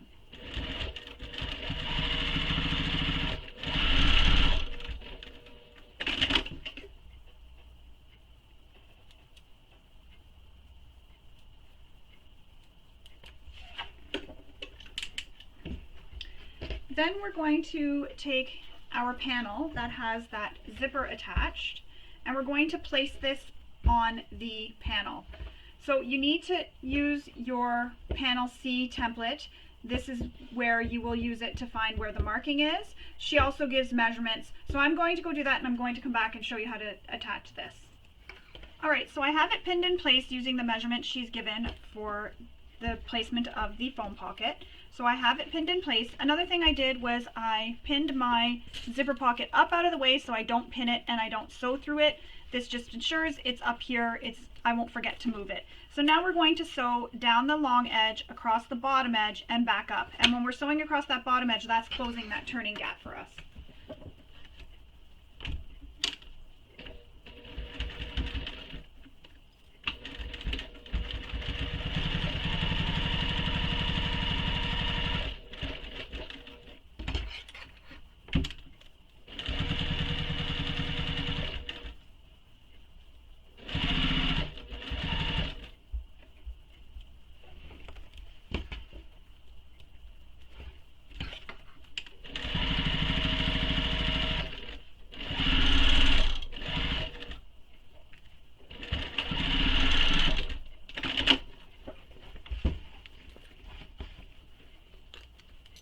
And there we go. That's how it'll look once you get it attached. See if I can fit my phone in there. My phone's kind of a bigger phone, so it doesn't fit. But I have this. This can fit in there, just like that. And then your zipper pocket for your change is behind it. Next, there's some markings that are made from panel C that you need to transfer and make on this template, on this lining panel. So I'm going to go ahead and go do that because we're going to cut this panel up to be able to attach our card slots, which we're going to do next. So I'm going to go do that and then I'm going to come back and I'm going to show you how to assemble this all. So now that you've cut this, we're going to have 3 pieces. This piece here, this middle piece, is no longer needed for these steps, so we're going to put this off to the side because we are going to use this to make a key minder. However, we do need to trim it to a specific width. I'm not going to do that right now, I'll do that later. So we're going to put this one to the side, and now we just have these 2 pieces. I'm just going to stick it on top of itself and push it off to the side as well and grab my card slot panel, which is piece H. I have it marked where the top is. I've also gone ahead and marked all my lines. So if you haven't done that, you can go ahead and pause the video and make all your markings at the measurements she gives. So I've gone ahead and done that. Now we're going to make some folds and it's going to be like mountains and valleys. So mountains are the part that are sticking up and valleys are the ones that are in, where the card sits into when it's in your wallet. So first fold, starting from the bottom, is going to be a mountain fold. So I'm going to fold it so it is wrong sides together.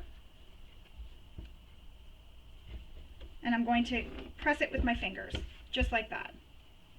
Then I'm going to take the second fold, and that's going to be a valley fold. So I'm going to fold it so it is right sides together. And then I'm going to keep alternating between right side, wrong side, or mountain and valley folds.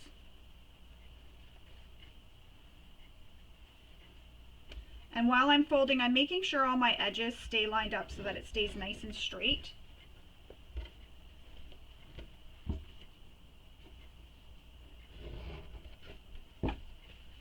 Once I have these all just finger pressed like that, I will take it to my iron and give it a nice crisp press. Make it nice and crisp. Final fold. This is right sides together. And just so we see how it looks, you can fold it and you can see that's how it looks. So you have mountain, valley, mountain, valley, mountain, valley, done. So I'm going to take this to my iron and press it. I've given it all a nice press. Now I'm going to top stitch these 3 mountain folds here.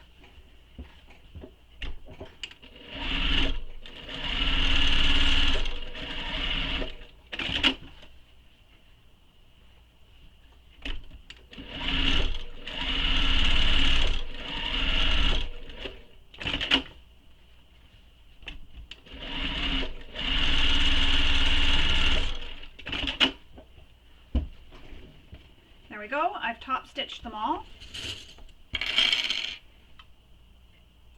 Now we're going to pin these side edges together, or clip them together, and we're going to baste these side edges. And that just helps prevent the pockets from shifting as we're sewing them in place.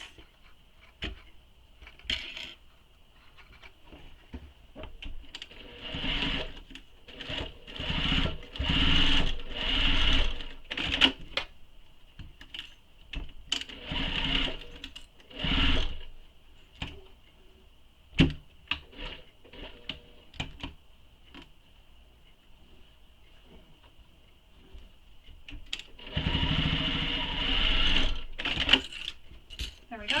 I'm going to snip any threads just to make sure they don't end up peeking out on me in the finished bag.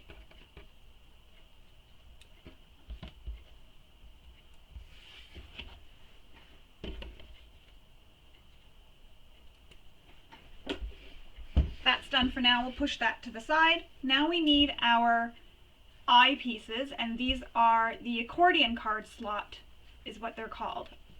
So we're going to put these so they are right sides together.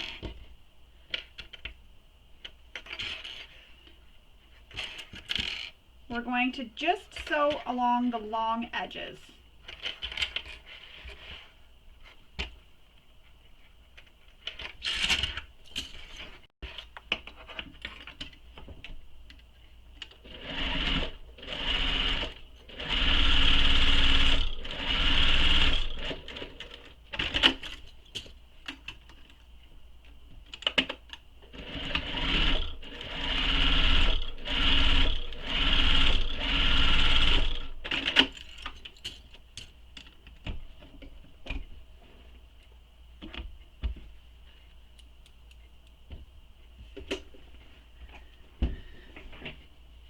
Now we're going to turn this right side out, then we're going to top stitch the top edge only.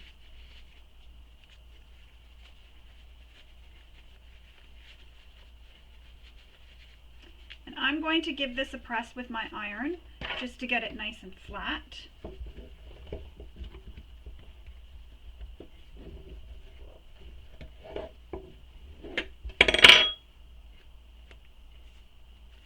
So I'm going to go give this a press with my iron, and then we will attach it to the bag. We will top stitch and attach it to the bag.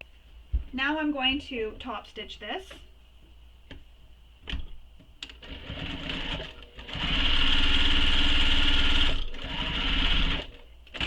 And I've just top stitched the top edge.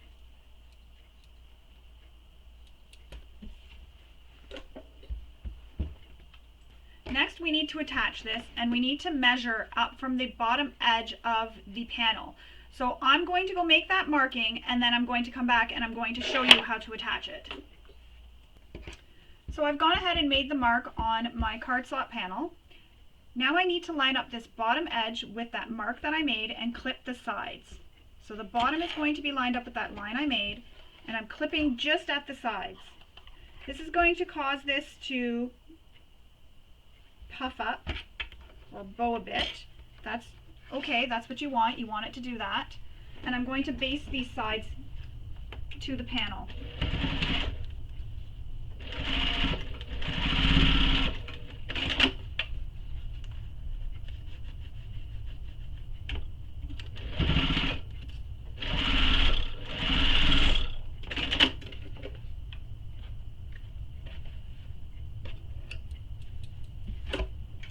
Alright, there was also some marks that I made ahead of time, but there are some marks that you need to make from the side edge over here. I've gone ahead and made that mark, so now I'm going to pinch that, and this is what's going to make the accordion pocket. I'm going to pinch that, place some clips, and then I'm going to top stitch where it's clipped.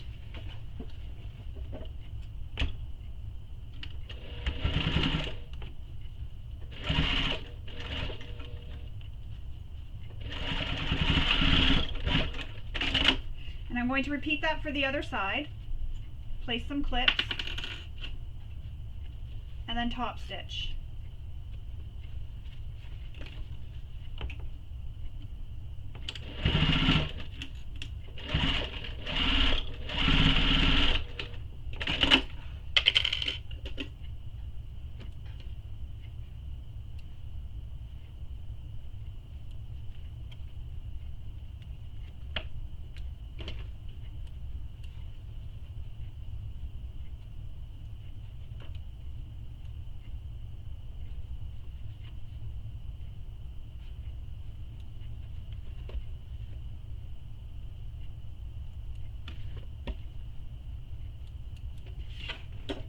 Alright, there we go. That's how it's going to look. We're going to wait to attach this bottom part of the pocket until we get it attached to this lining panel that we trimmed apart. So we're going to leave that for now because we don't want to catch it in those seams when we're attaching. So now we're going to attach this to the panel. So we're going to lay this panel right side up, so the side with the pocket attached to it, the zipper pocket and the cell phone pocket, and we're going to attach these together.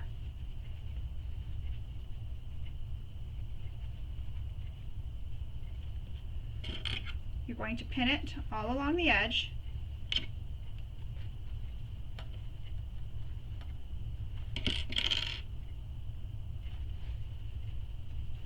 Tuck in that pocket organizer, or not pocket organizer, sorry, the accordion pocket. Tuck that in so you don't stitch over it. And it's all clipped in place. Now I'm going to sew this with the seam allowance she gives in the pattern.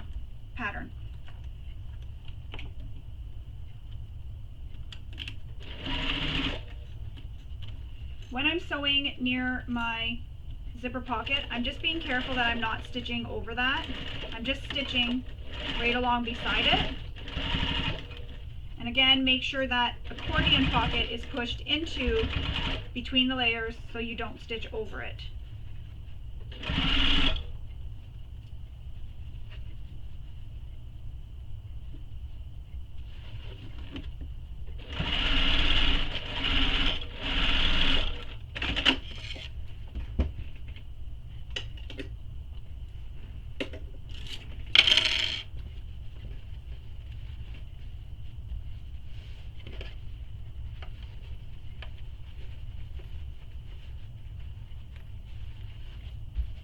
Now I'm going to take this and I'm going to go give it a press with my iron to get it nice and flat. So I'm going to go press this and then come back and we'll top.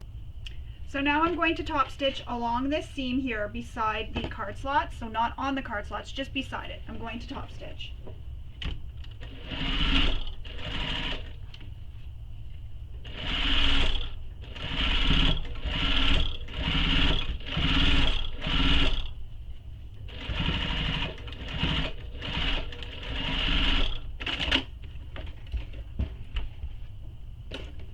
Now we're going to attach this other piece that we cut to the other side of the card slot panel, pinning the top and bottom edges.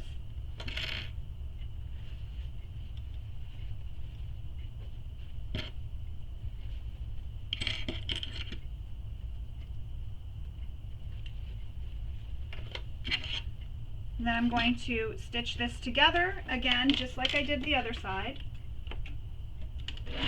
Make sure that accordion pocket is out of the way.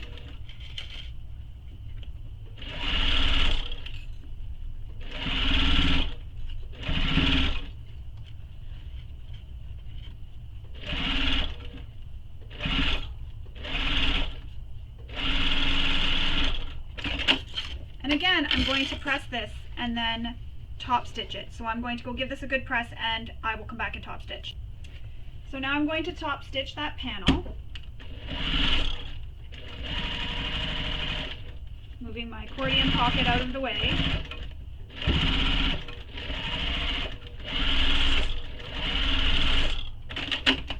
And now we can finally stitch this accordion pocket to the bottom of it to the panel. So I'm going to go ahead and stitch that down now. And I'm really making sure I'm back stitching at start and stop just because there might be a lot of stress on this pocket.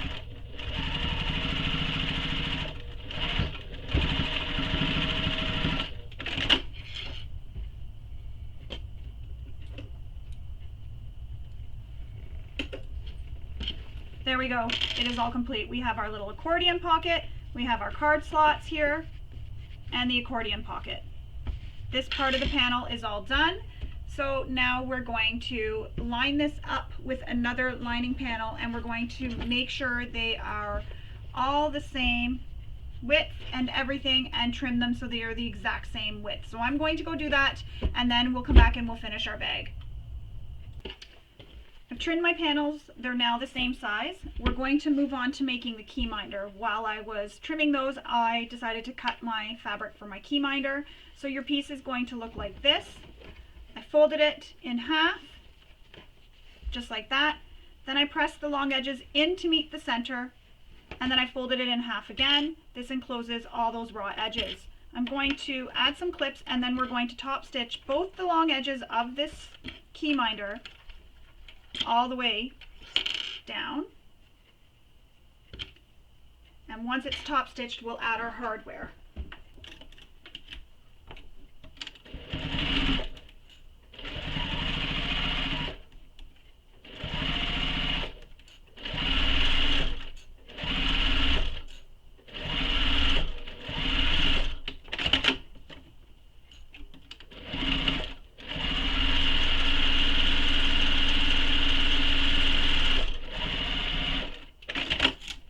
There we go. Now we're going to take our swivel hook, slide it onto the key minder strap. I'm going to clip these short edges. Forgot to trim that thread. Doesn't want to be clipped. And you can either add a rivet or sew as close to the hardware. I'm just going to sew as close to the hardware as I can for now. This way here I don't have to take out my press. So I'm just going to sew as close as I can to that hardware.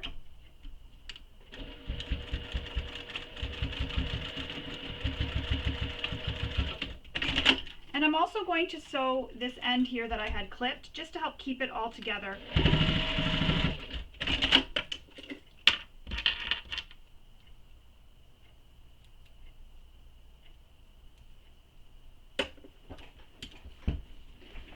Now you're going to place it on the plain lining panel. She gives a measurement in the pattern, so you'll want to refer to that. So we'll clip it to the lining main panel, the plain one, and some of it is going to overhang over the edge, just like that. You want it on an angle pointing down in towards the bottom of the bag, and we're going to base this in place.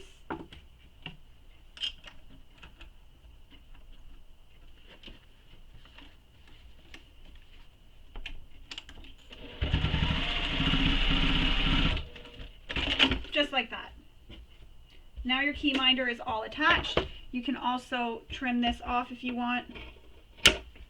Now you don't have any overhang. Your key minder is all attached. Now for this piece here that has nothing on it but your key minder, you can do whatever you want inside this on this one. You can add another accordion pocket with the card slots if you'd like. You can add another zipper pocket. But she has instructions for how to add a split pocket. So we're going to take these two pieces, which are piece N, and we're going to place them right sides together.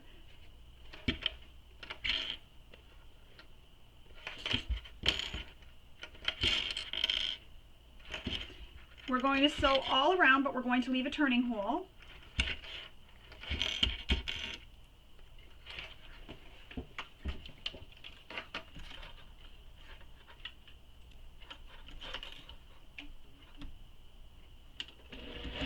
I'm doing what I said. I'm sewing up to where the seam allowance would be, and I'm just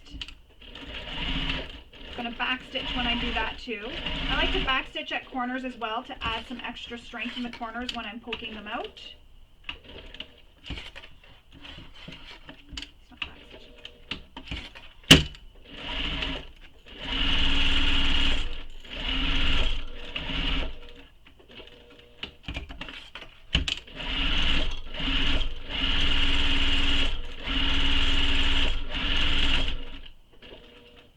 You don't have to do this. You can leave this lining panel plain with just the key minder on it.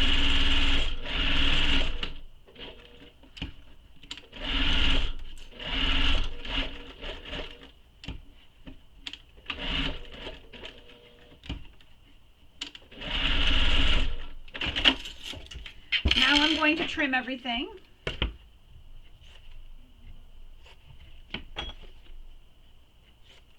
Careful not to clip my stitches.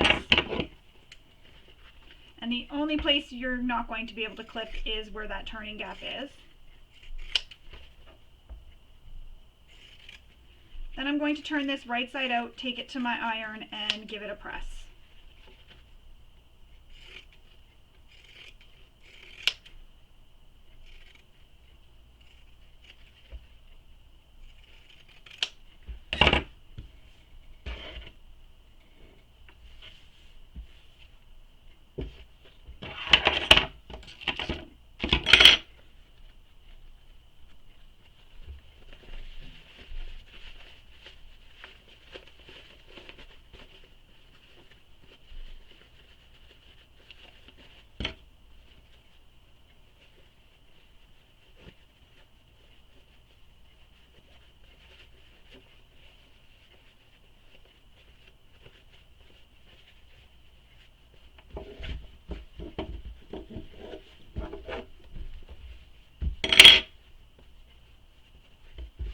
I'm going to go give this a press with my iron, and then I'll come back and we'll stitch it to the bag. Now I'm going to top stitch this top edge, so the edge that's opposite of where the turning gap was.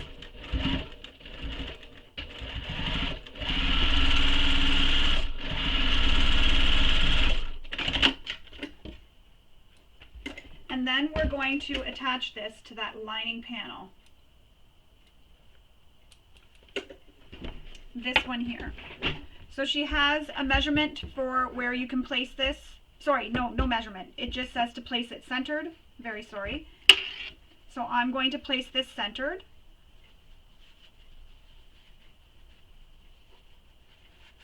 On my bag, or on my lining.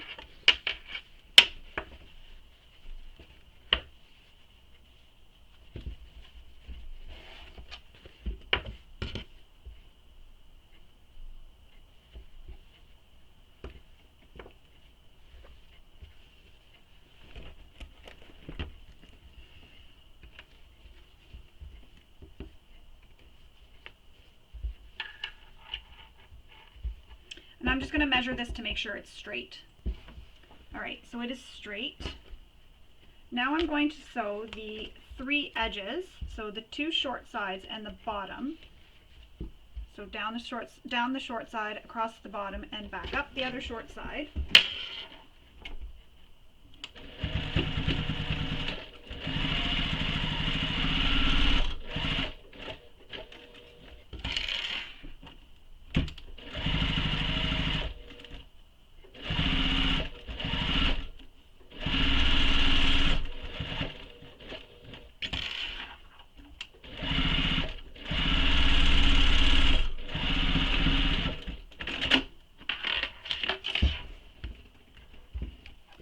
Now there's a couple of options for dividing this pocket up if you want.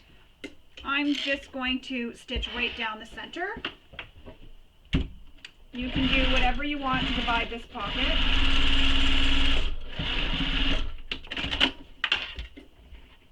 There we go. I just made it 2 pockets by stitching down the center, and I'm going to clip my key minder to this part so that it doesn't get accidentally caught in the seams. For some reason my hands aren't working very well today. I'm very sorry. There we go. That's how it looks with your split pocket. attached. Now we need our lining gusset, so this piece, which is piece G, and we're going to place our lining panel with the pocket organizer right side up. Find your centers and make all your center marks. So to do that for your lining panel, you can just fold it in half. And I'm going to mark it.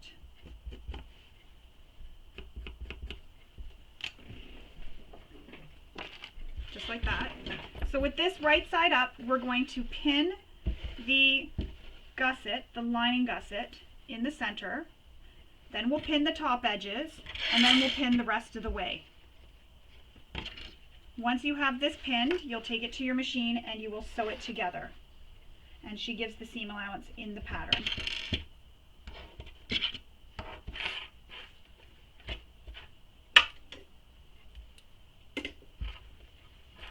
I'm also moving that zipper out of the way. I don't want it dangling in the way when I'm sewing.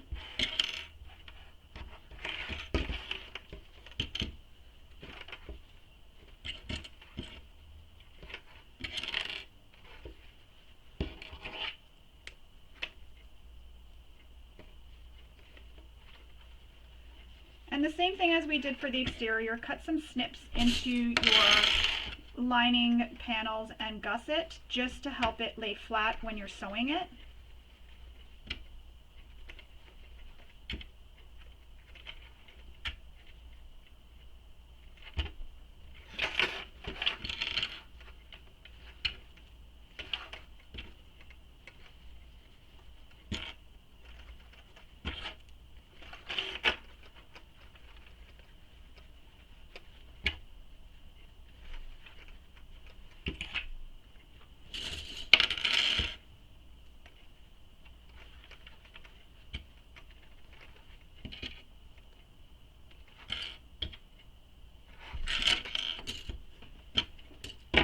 So now I'm going to make those snips in the curves.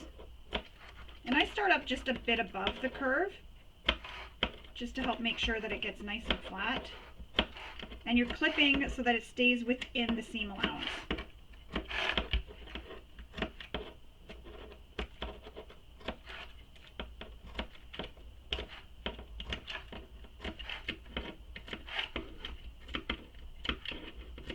Just like that. So now I'm going to sew this with the seam allowance she gives in the pattern.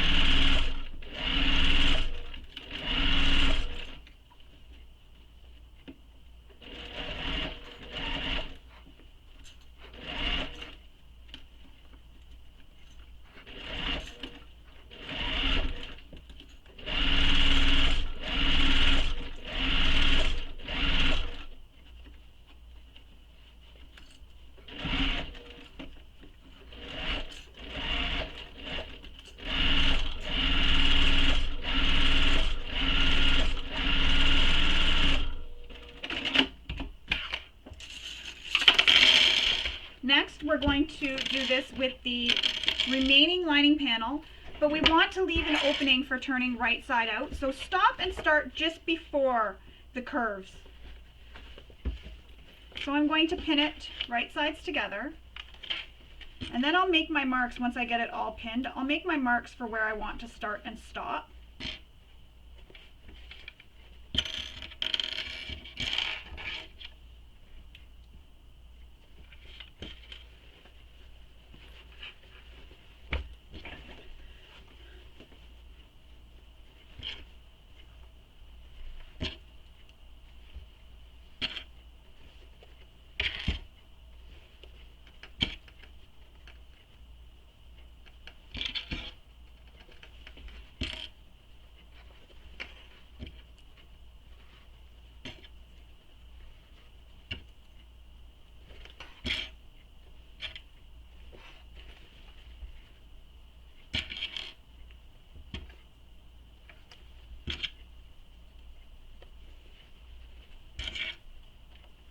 when I get to sewing where the key minder is, I'm going to backstitch over that a few times just to really help give it some extra strength, because that will be pulled on quite a bit when you're reaching in for your keys. So I'm going to stitch that just to give it the extra security to make sure it doesn't come out.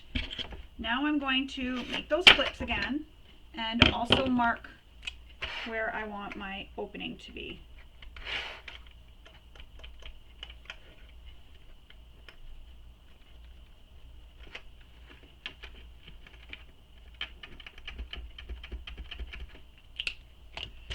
Time to make the snips now.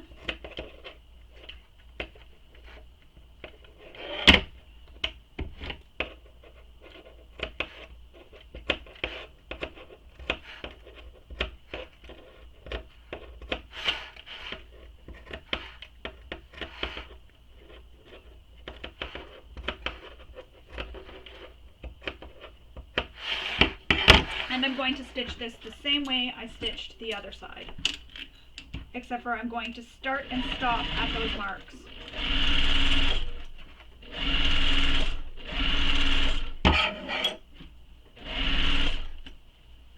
Or sorry, stop at those marks. I didn't start there.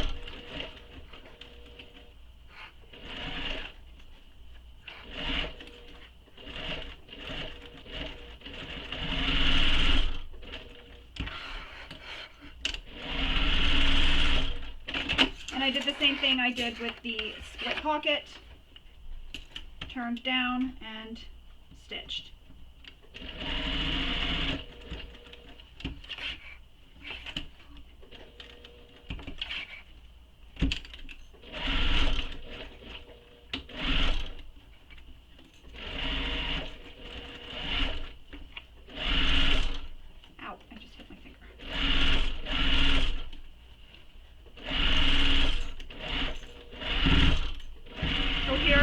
Key minder, so I'm just back stitching over it.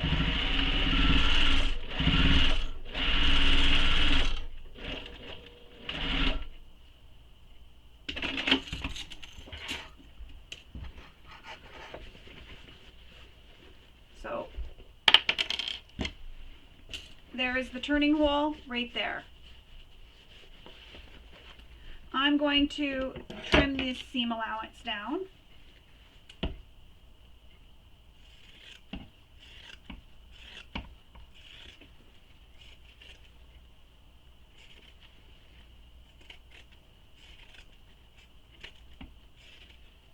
Again, the only seam allowance I can't trim is where the turning hole is.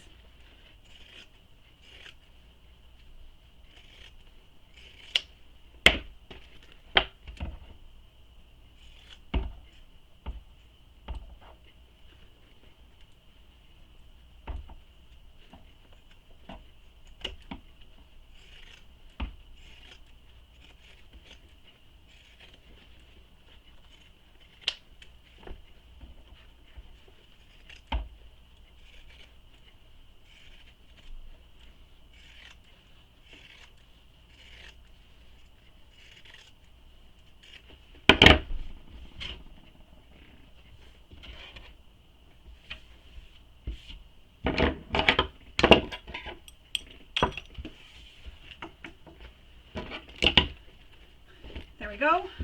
I have my turning hole and my lining complete. Now we're going to move on with attaching the zipper closure to the lining. So I'm going to find the center of this first.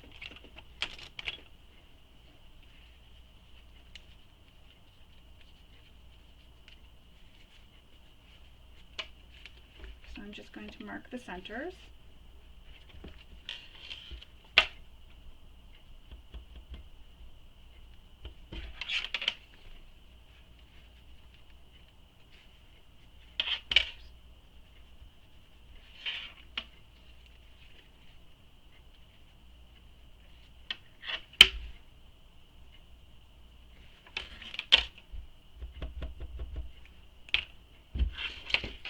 Next, you want to determine which way you'd like your zipper to open. If you want it to open so that it's opening where it's closer to the front of your body, place the zipper that way. If you want it to open so that it's the other way, it's really your choice. It doesn't matter. There's no right or wrong way. Now we're going to match up the center marks.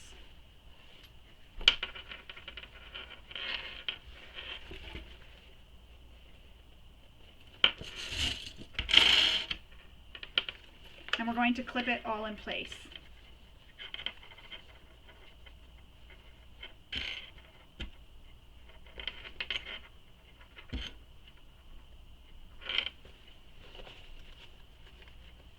Clip it all along that edge.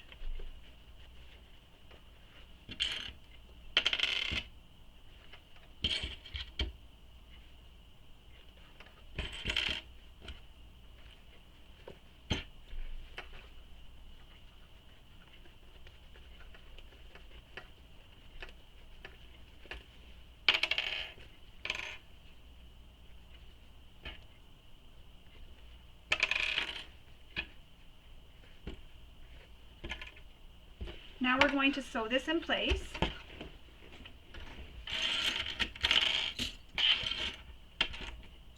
And as you can see, the way I clipped it was the lining panel against the lining and the exterior is face up. So I'm going to baste this in place, but first I need to switch my presser foot.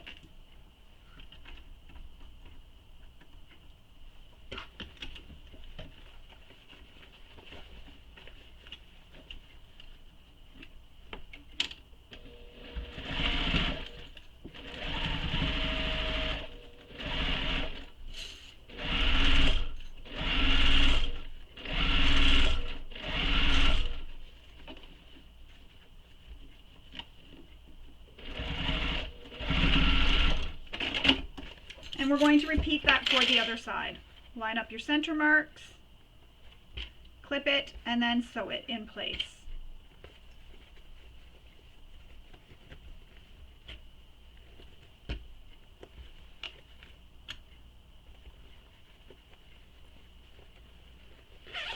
It might be easier for you if you unzip your zipper to clip this in place.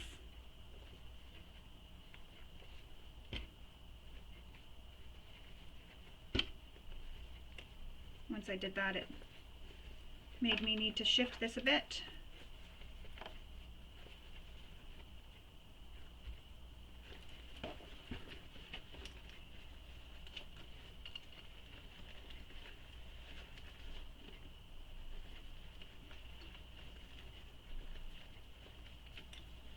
I'm going to tuck my zipper tail down into the bag to keep it out of the way. So again, the lining is touching the lining and you're seeing the exterior, and that's what I'm sewing on, is the exterior.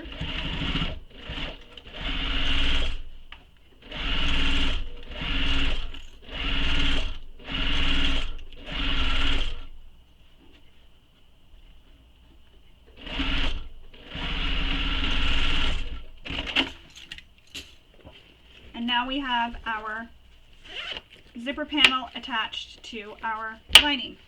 We are finished with the zipper top. Now it's time to assemble the bag. So I'm going to open the zipper. We're going to keep the exterior right side out, and we're going to tuck the flap into the outer side of the pocket organizer. So we're going to slip this in.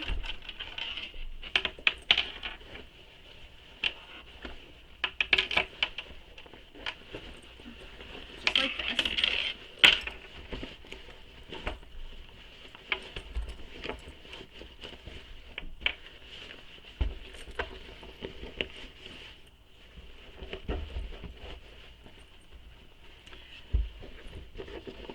I'm going to pull up my flap first and get this all tucked in, then push the flap back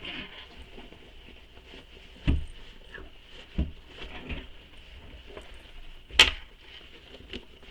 It's really tight. You could also do this with the exterior out and then flip your lining.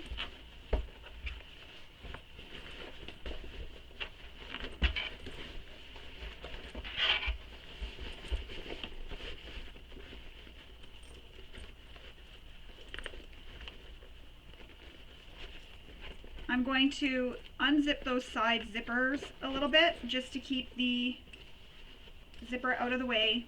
Push my D-rings down, push my zipper from my zipper panel down, the zipper tail. There we go. So it kind of looks like this right now. Now I'm going to line up my seams from my side gussets. And again, this is going to be very squishy. Just be patient.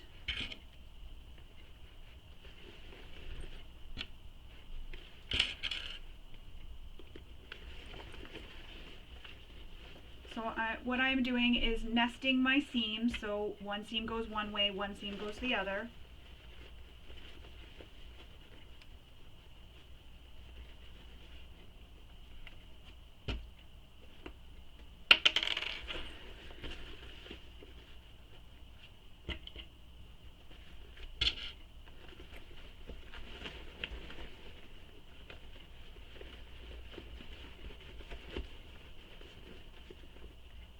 You really want to make sure everything's out of the way. There's going to be nothing in your way when you're sewing this.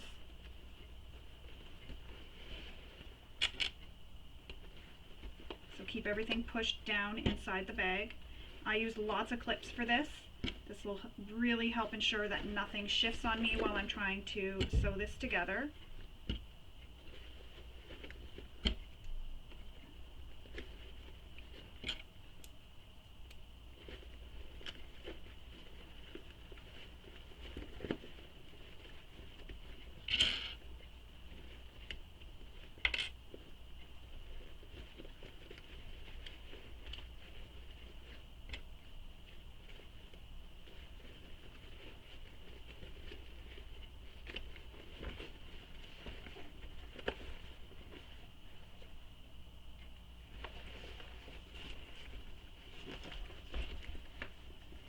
I'm going to flip this right now and sew it so the exterior is out, because I'm just having a hard time pinning. There. Because the lining is seeming like it's a little bit smaller. This just helps me.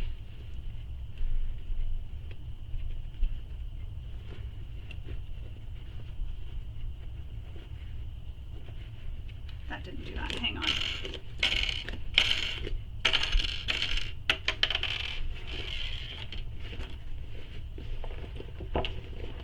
So I've got it the opposite way as what Kristen instructs in the pattern. So now I'm going to slip this back in.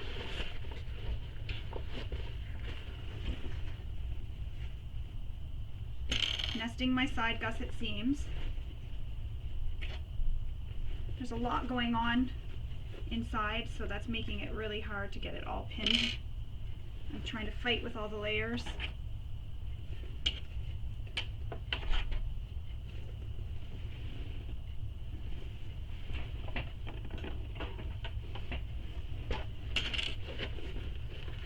So I'm going to pause the video and I'm going to get this all clipped together, and then I'll come back and we'll sew it. Okay, now that I have this all clipped, I'm going to go ahead and sew this all together. With the seam allowance she gives in the pattern to use, I'm going to use my zipper foot just so that I can keep an accurate seam allowance, just because there is some areas where there's some bulk and I don't want it getting in the way. So this slim zipper foot will help me do that.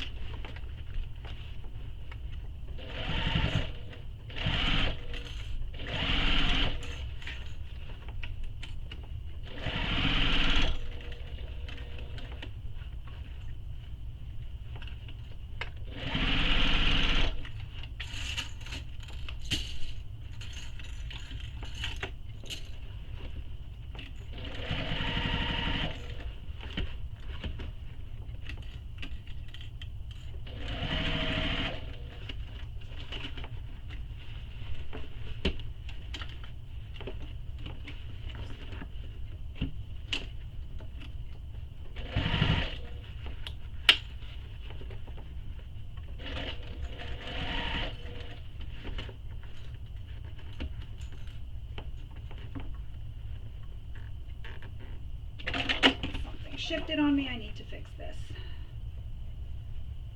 There we go. I'm losing my clips, so things are trying to shift on me.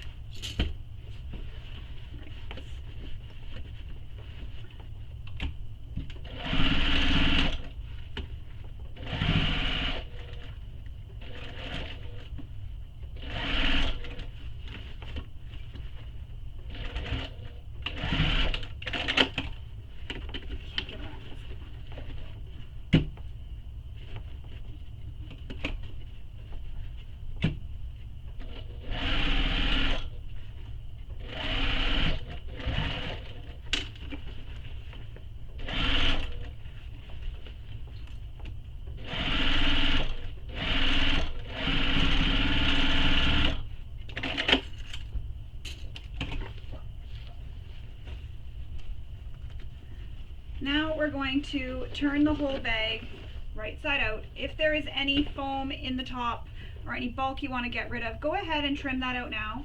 I'm good with mine. So now I'm going to pull the exterior right side out. First I'll start with the flap.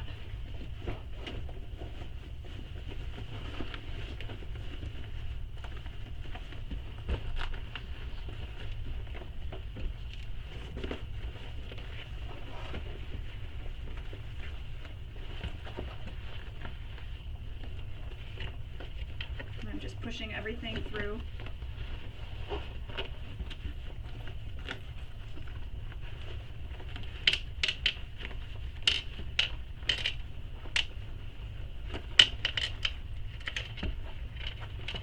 This is like the moment of truth where you see how it all is.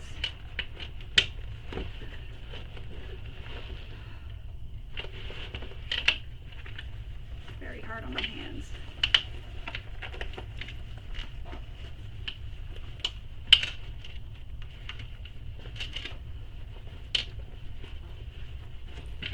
So I'm not going to turn it completely right sides out because I need it to stay this way so that I can top stitch it. But I am going to just check and make sure everything looks good, which everything does. Everything looks great. No puckers, nothing. We are good. So now I'm going to top stitch this, but because I've used a material that I can't press all the way around, I'm just going to go ahead and add some clips. So I'm going to tuck my flap back in. And the reason why I'm doing this is because I have a flatbed and a straight stitch machine and I don't have a free arm, so I can't top stitch my bag by wrapping it around the machine. So I have to top stitch from the exterior with the lining out.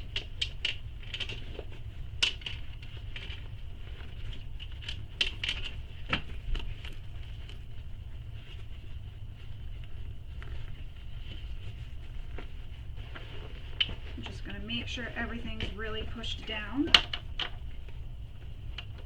because I don't want to top stitch over anything that you're not supposed to.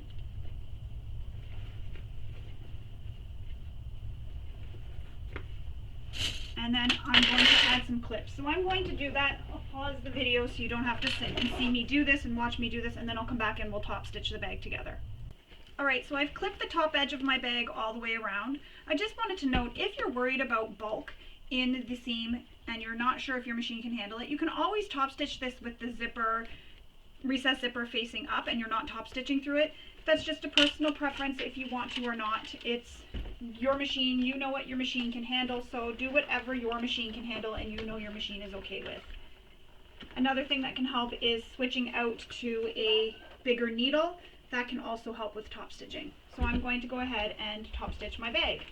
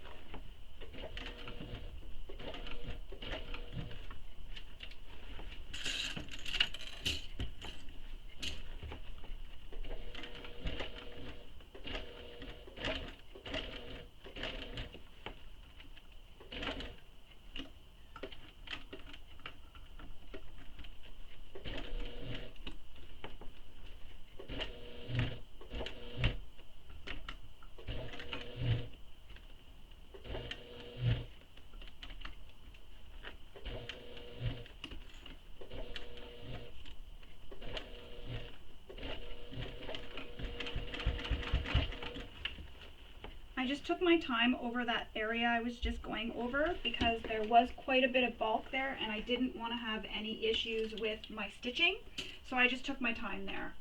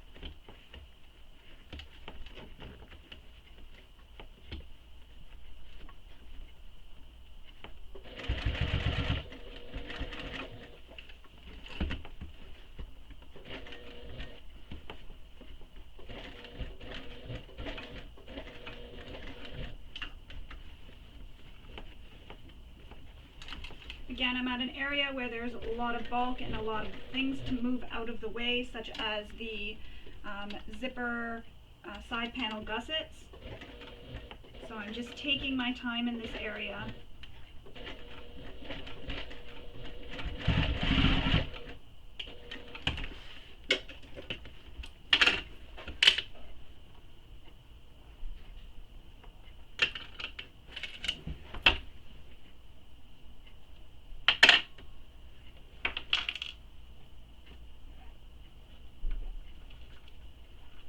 Now I'm going to trim my thread and then turn this all right side out.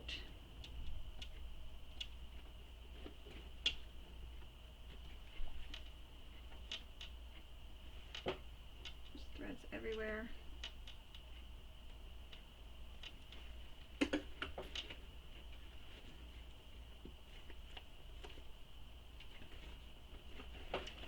I'm going to turn this so it is right sides out now.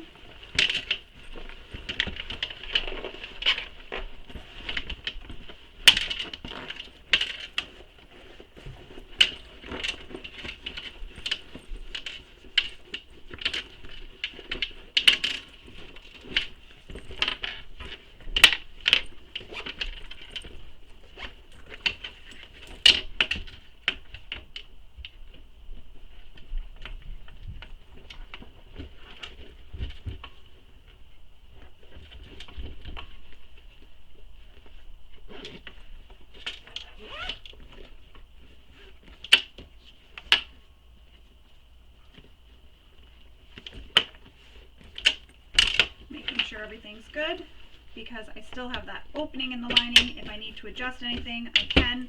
I don't need to. Everything looks good from this end.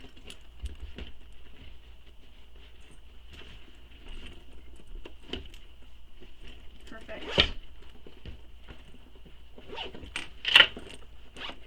And now we're going to pull that lining up out and we're going to close that turning gap.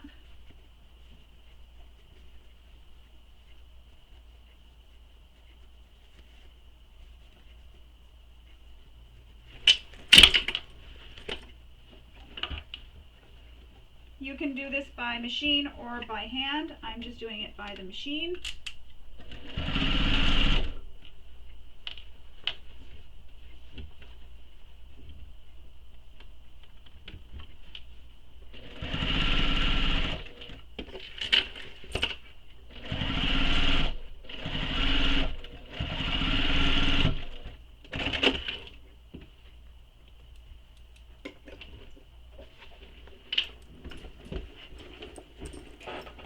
Tuck it back into your lining, into your exterior of your bag. Get everything all pushed out. If you're like me and you used a material that can't be pressed with your iron, You can go ahead and place some clips all along the edges of the bag. This will help press it, so just put some clips here. This will help press it and really give it that nice shape that you're looking for. And you are done. You can attach your strap. I'm trying to close these up. Attach your strap.